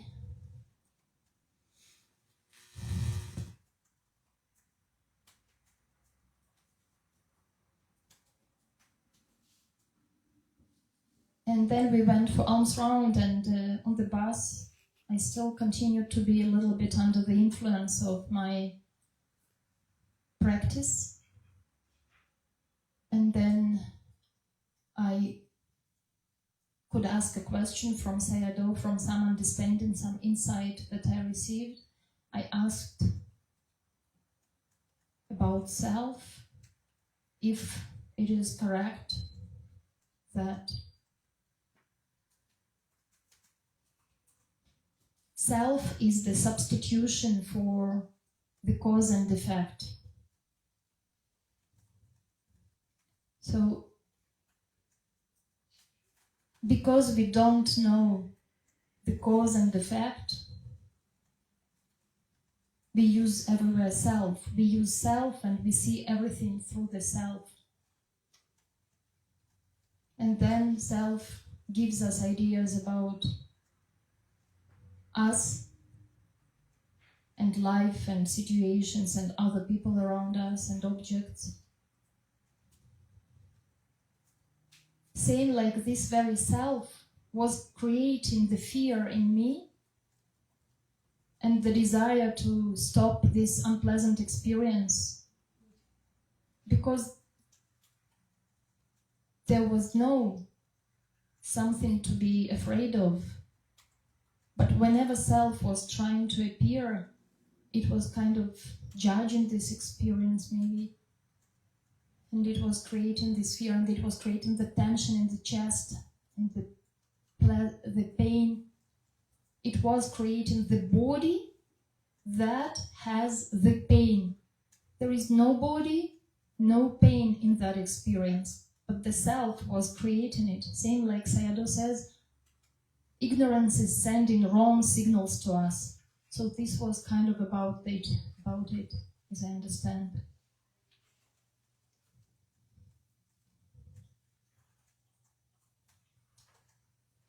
So Sayadaw, my question is,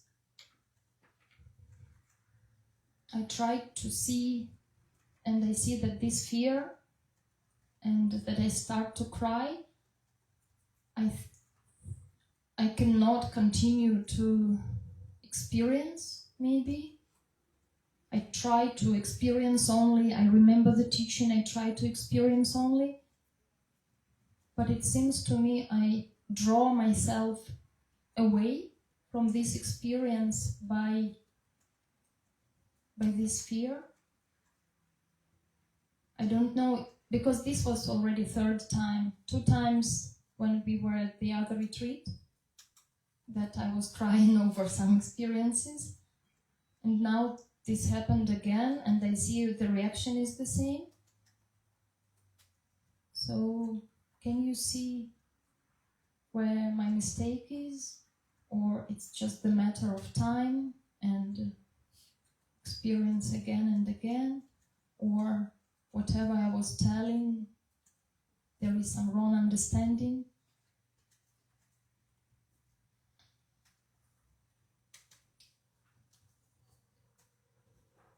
Yeah.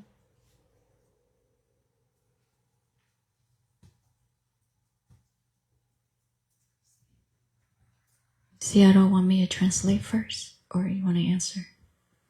Translate. Okay.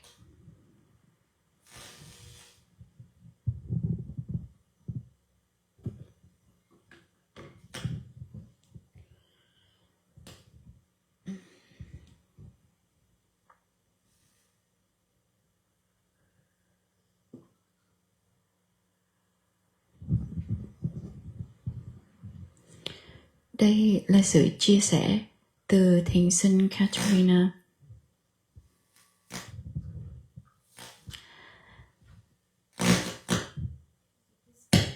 Yeah, can you turn it off?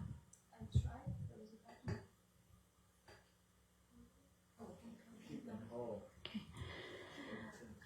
Con muốn chia sẻ trước khi sư cô Phước Thanh chia sẻ, nhưng con cảm thấy thật may mắn và vui vì sư cô Phước Thanh đã chia sẻ trước. Nó là một chia sẻ thật tuyệt vời. Nó giống như là Pháp đang vận hành vậy. Sự chia sẻ của con cần phải nối tiếp sau sự chia sẻ của sư cô Phước Thanh. Sư cô đã nói một cách rất điềm tĩnh và rất là vững chãi. Nhưng ngược lại, sự chia sẻ của con là có rất nhiều sự lo lắng.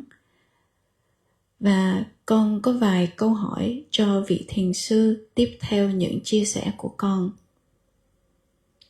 Con cảm thấy rằng mình bị bế tắc, không biết làm sao để có thể tiếp tục thực tập, vì có những trải nghiệm trong lúc con thực tập làm cho con cảm thấy mình rất xúc động. Con cảm thấy giống như là mình đang cố tạo ra những cảm xúc quá mà nó không đáng có. Chẳng hạn như thái độ của con đối với sự thực tập đang cản trở việc thực tập của con. Sáng nay khi con hành thiền, con thực tập để nhận thấy tất cả mọi việc, mọi thứ là không có thật. Và trong lúc thực tập này, con có một vài trải nghiệm về sự thật rằng không có ai là thật cả, không có con, không có tôi, chỉ là những gì đang xảy ra mà thôi. Nhưng con lại cảm thấy rằng có một cái tự ngã nào đó đang cố gắng kéo con khỏi sự hay biết này. Con càng biết về cái ngã thì nó lại rất khó để cho con có thể xả ly khỏi một cái ngã. Giống như con đã từng nói, con giống như là đang đi giữa lằn ranh của cái biết của sự đúng đắn, và có một cái gì đó luôn cố gắng ngăn trở con để cho con không vượt qua bên phía bên kia, để con có thể chỉ là biết mà thôi. Và con nghĩ rằng sự níu kéo này, sự cản trở này chính là đến từ tự ngã. Và vì như vậy, con cảm thấy có một sự nặng nề trong tâm và thân của con. Giống như sáng nay Ngài Thiền Sư đã nói, nếu như chúng ta không thể xả ly khỏi một cái ngã, thì cuộc chiến giữa vô minh và dính mắc, đấu tranh giữa vô minh và dính mắc và chánh niệm và xả ly sẽ trở nên một cuộc chiến bất khả thi. Và con cảm thấy rằng việc mình chiến đấu và việc mình thắng cuộc chiến này là không thể. Con không thể nào vượt qua khỏi cái ngã của chính bản thân mình. Ngài Thiền Sư đã nói đây là nhiệm vụ bất khả thi, và con cũng cảm thấy là nó bất khả thi. Con cảm thấy có quá nhiều sự đau khổ, buồn khi con biết rằng việc này là không thể. Gần như con cảm thấy là mình không thể nào vượt qua được. Cảm giác này thật là mạnh mẽ. Nó tự đến. Nó không được tạo ra bởi con, nhưng nó thật sự là rất mạnh.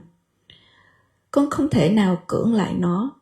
Con chỉ có thể đầu hàng với cảm xúc này. Và như vậy lại có một trải nghiệm khác đã xảy ra. Có một sự nối tiếp của những gì xảy ra trong từng giây phút của thân và tâm. Và khi con bắt đầu cảm nhận và hiểu, thì có một áp lực nào, có một sự cứng nhắc nào xảy ra trong thân. Và giống như là sự đau khổ này đã được thể hiện bằng một cơn đau, một sự khó chịu.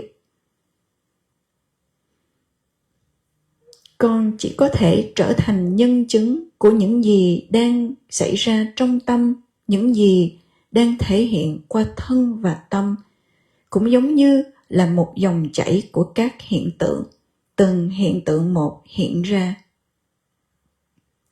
Và như vậy, nó chỉ là đang xảy ra mà thôi. Không có một nơi nào dành cho bản ngã cả. Tất cả những gì đang xảy ra chỉ là xảy ra mà không có sự giúp đỡ của một cái ngã. Nhưng việc này, cái thấy này thật sự là rất khó cho con. Con cảm thấy mình thật đau khổ khi phải nhìn hiện tượng xảy ra này. Và vì vậy, việc con òa khóc là việc tự nhiên đã xảy ra. Con không cố tình để khóc. Con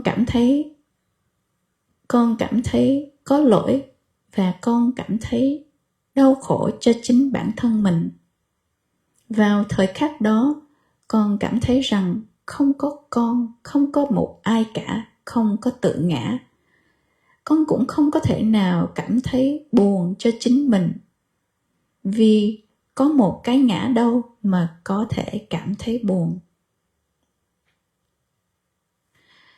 Con vừa có thể hé mắt để nhìn thấy một ít của sự xả ly và không vướng mắc vào, và con có thể được tự do khỏi một cái ngã. Không có một cái tôi nào hiện hữu.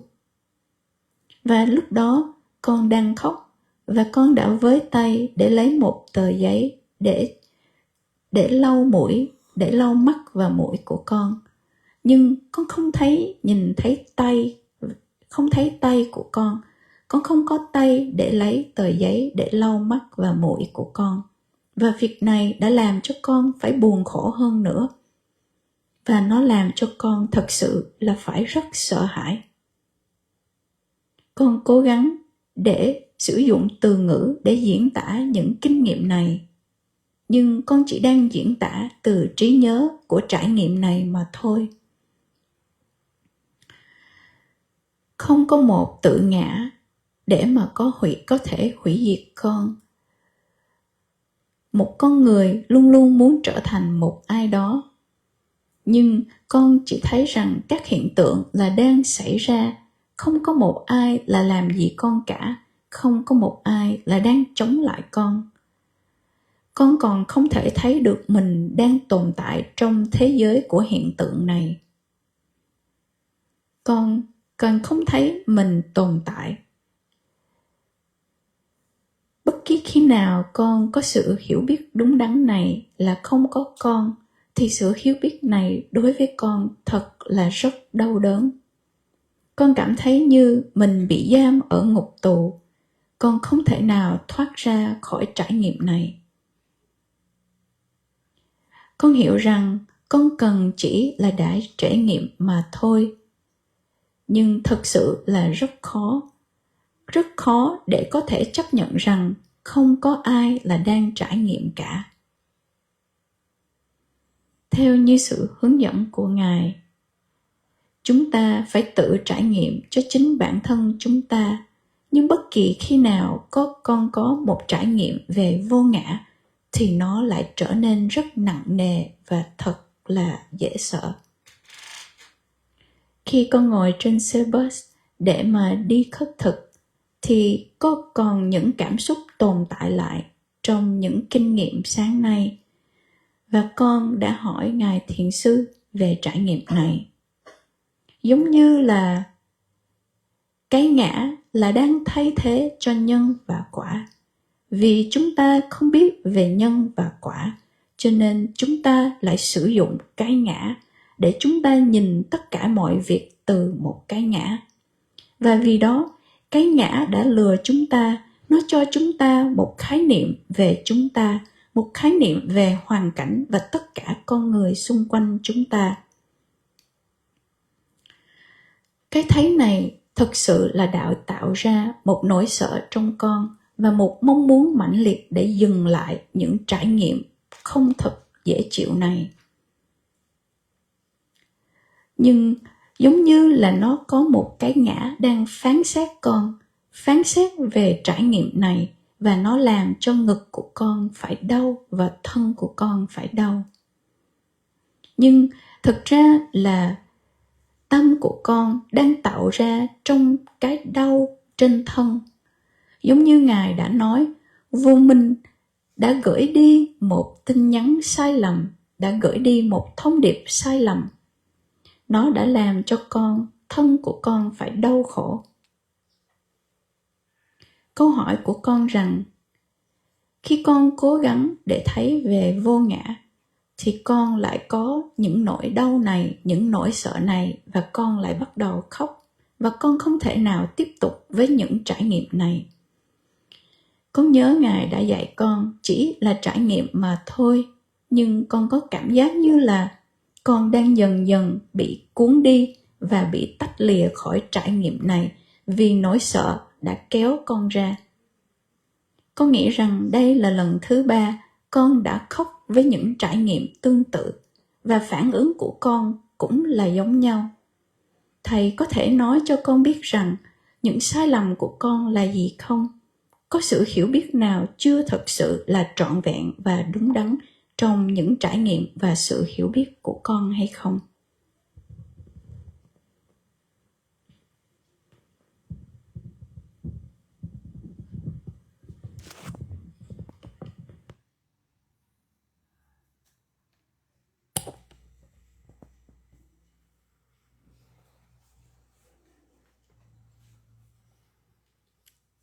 Now you are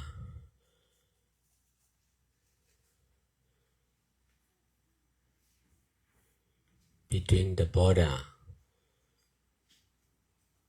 self and non-self. Because of detaching from self, now you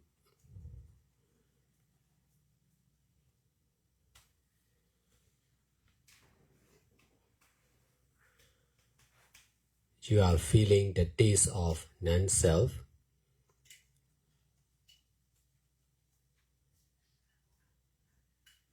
But you are still in the side of self. You dare not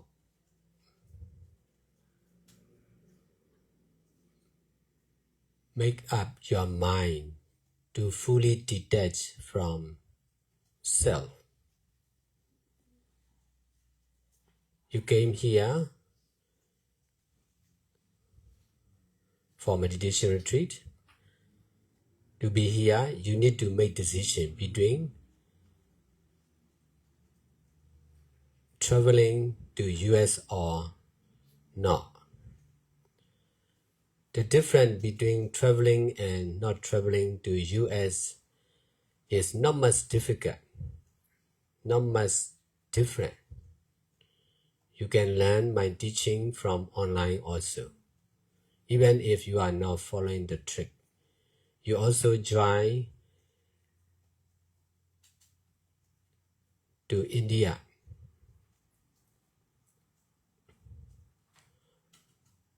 For a few days.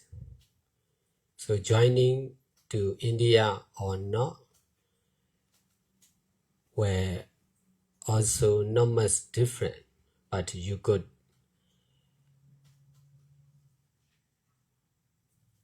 make decision to join to India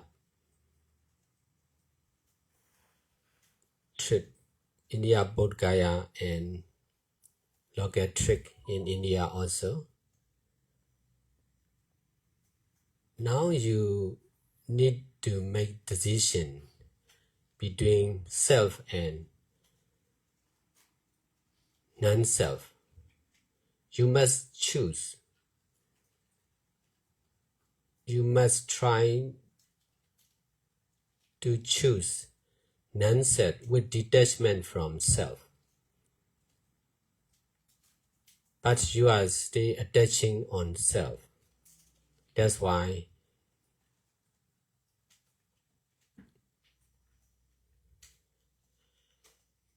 you are still difficult to make final decision, to fully detach from self, not to stay in this, not only when you are fully detached from self, you will be the one with non-self. Your mind will be the one with non-self.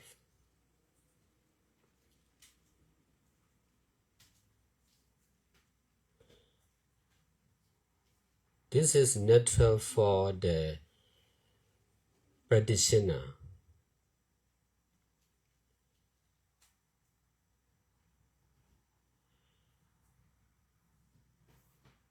If you dare not make up your mind to fully detach from self, you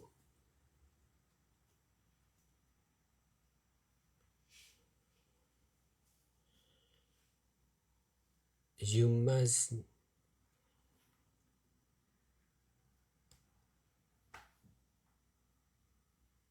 continues to stay and practice the same as before and now.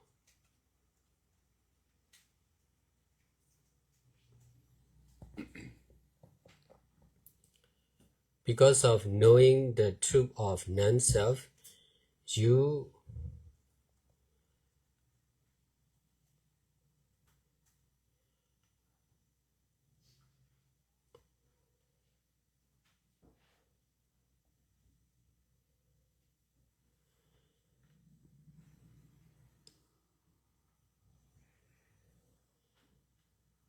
are now in this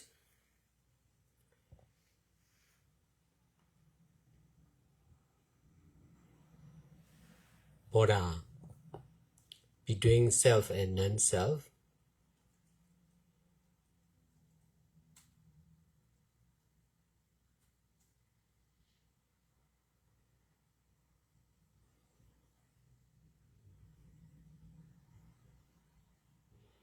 Some people are strongly attached on self. That's why they are afraid of even to hear about non-self. Even if they understand non-self, they will stop practicing meditation. They will not let go of their attachment of self.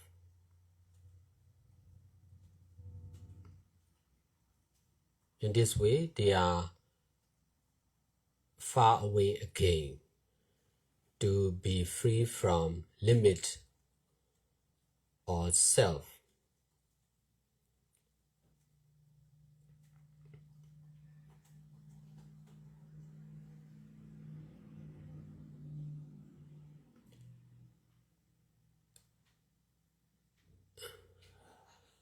You must not think about, you must not attach on non-self also, non-self or no one, no I. Just accept doing as doing only, knowing as knowing only, not doing as not doing only, not knowing as not knowing only.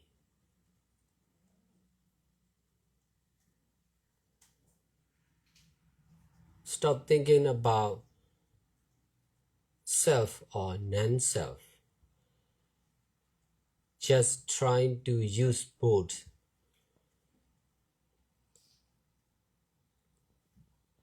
to be using only, knowing only, experiencing only.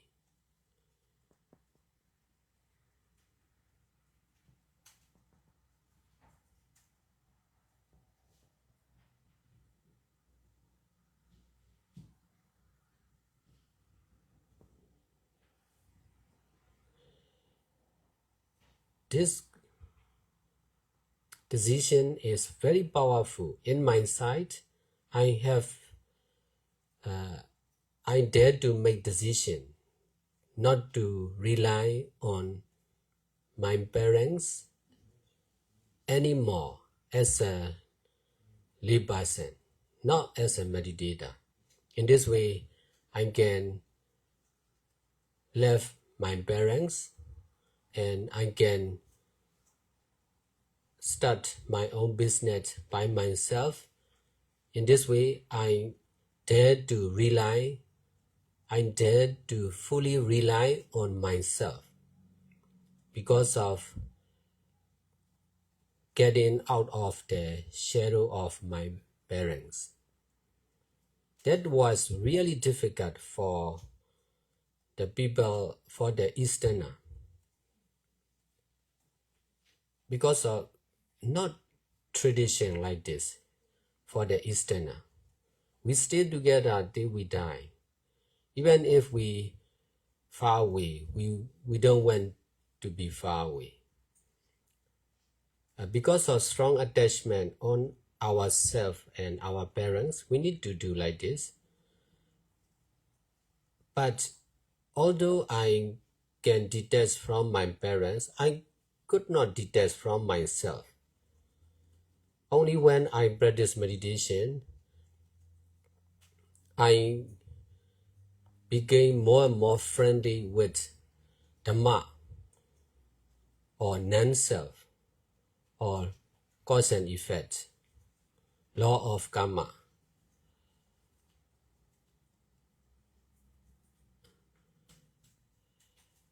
In the side of non-self, there is Buddha, there is Dhamma, there is Sangha. In the side of self, there is only normal living beings, infinite living beings. So I need to choose.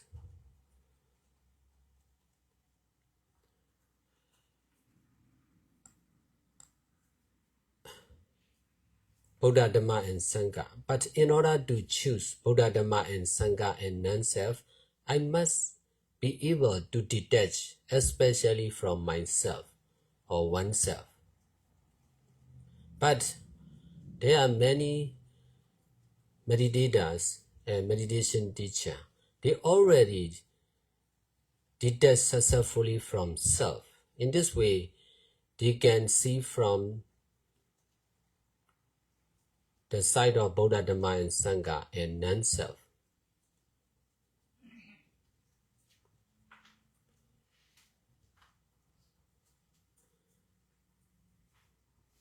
That's why I have courage to fully detach from self.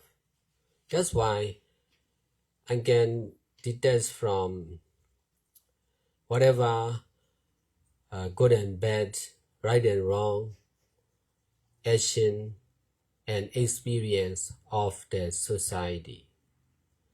If I could not detach, my mind and my life will not be free for sure.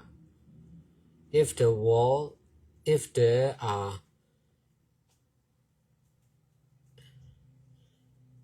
suffering in the society, I myself need to suffer because of detachment from self or created truth. Whatever happened in the society, we don't need to suffer. Besides, we can guide them, we can help them, we can teach them to detach from themselves and society.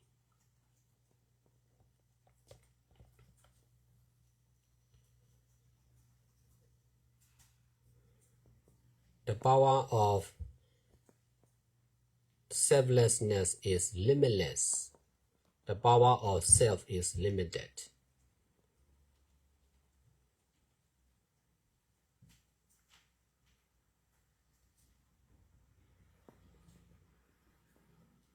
So you must make up your mind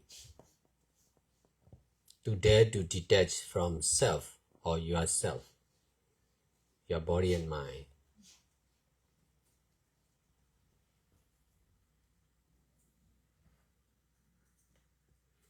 Seeing or understanding about karmic law with self is not complete. There are Buddhists. Nearly the whole country in Myanmar are Buddhists, but they cannot detach from self. That's why they cannot understand karmic law clearly. That's why they are in trouble because of politics. They cannot detach from political leader. They cannot detach from themselves. That's why many Myanmar people are in trouble because of unstable politics, especially because of attachment. I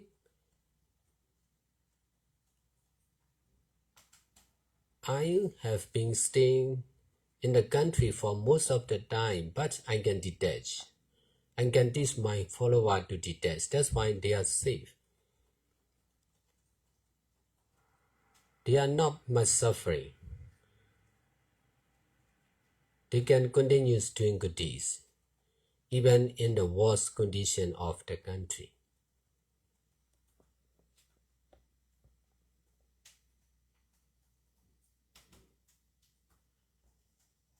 Besides, we are busy for helping people. We are preparing for the new rescue village for many refugees also. This is the power of non-self.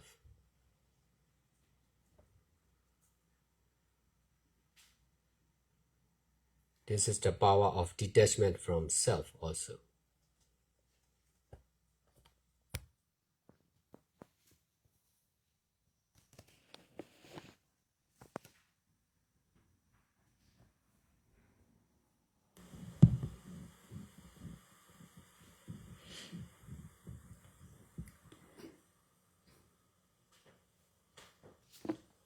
Giờ đây, con đang đứng giữa ranh giới của cái ngã và vô ngã. Vì xả ly khỏi một cái ngã, nên con có thể nếm được một ít vị của vô ngã. Nhưng con vẫn còn đang đứng ở bên phía của cái ngã. Con không dám đưa ra quyết định trong tâm để có thể hoàn toàn xả ly khỏi tự ngã. Con đến đây tham dự một khóa thiền. Con đã đưa ra quyết định để đi qua nước Hoa Kỳ. Và để đi hoặc là không đi là không quá khó khăn. Con cũng có thể theo dõi lời hướng dẫn của thầy trên mạng. Con không cần phải đi theo chuyến đi này. Nhưng con cũng đã từng cố gắng để tham gia những khóa thiền ở Ấn Độ. Đi Ấn Độ hay không là không quan trọng, không quá khác biệt. Nhưng con cũng đã đưa ra quyết định để đi Ấn Độ và đến Bồ Đề Đạo Tràng. Và giờ đây, con cần phải đưa ra quyết định giữa tự ngã và vô ngã. Con cần phải chọn lựa. Con cần phải chọn vô ngã với sự xả ly khỏi một cái ngã. Nhưng con vẫn còn đang dính mắc vào một cái ngã. Cho nên khó để con đưa ra quyết định để hoàn toàn xả ly khỏi một cái ngã. Chỉ khi nào con có thể hoàn toàn xả ly khỏi một cái ngã, thì con mới có thể trở thành một với vô ngã, và tâm của con mới có thể trở thành một với vô ngã. Việc này là rất tự nhiên cho tất cả những người thực tập. Nếu như con không dám đưa ra quyết định để hoàn toàn xả ly khỏi một cái ngã, thì con phải nên tiếp tục ở đây và thực tập giống như bây giờ và trước đây. Vì con biết về sự thật của vô ngã, nên con mới đang đứng giữa ranh giới của ngã và vô ngã. Có rất nhiều người dính mắc rất mạnh mẽ vào một cái ngã, nên họ cảm thấy sợ hãi khi phải nghe về vô ngã. Cho dù họ có hiểu về vô ngã, thì họ cũng sẽ dừng lại việc thực tập thiền. Họ sẽ không bao giờ từ bỏ cái ngã. Và cứ như vậy, họ càng ngày càng rời xa khỏi việc được tự do khỏi những giới hạn và tự ngã. Con không nên dính mắc vào vô ngã. Con cũng không nên dính mắc vào vô ngã.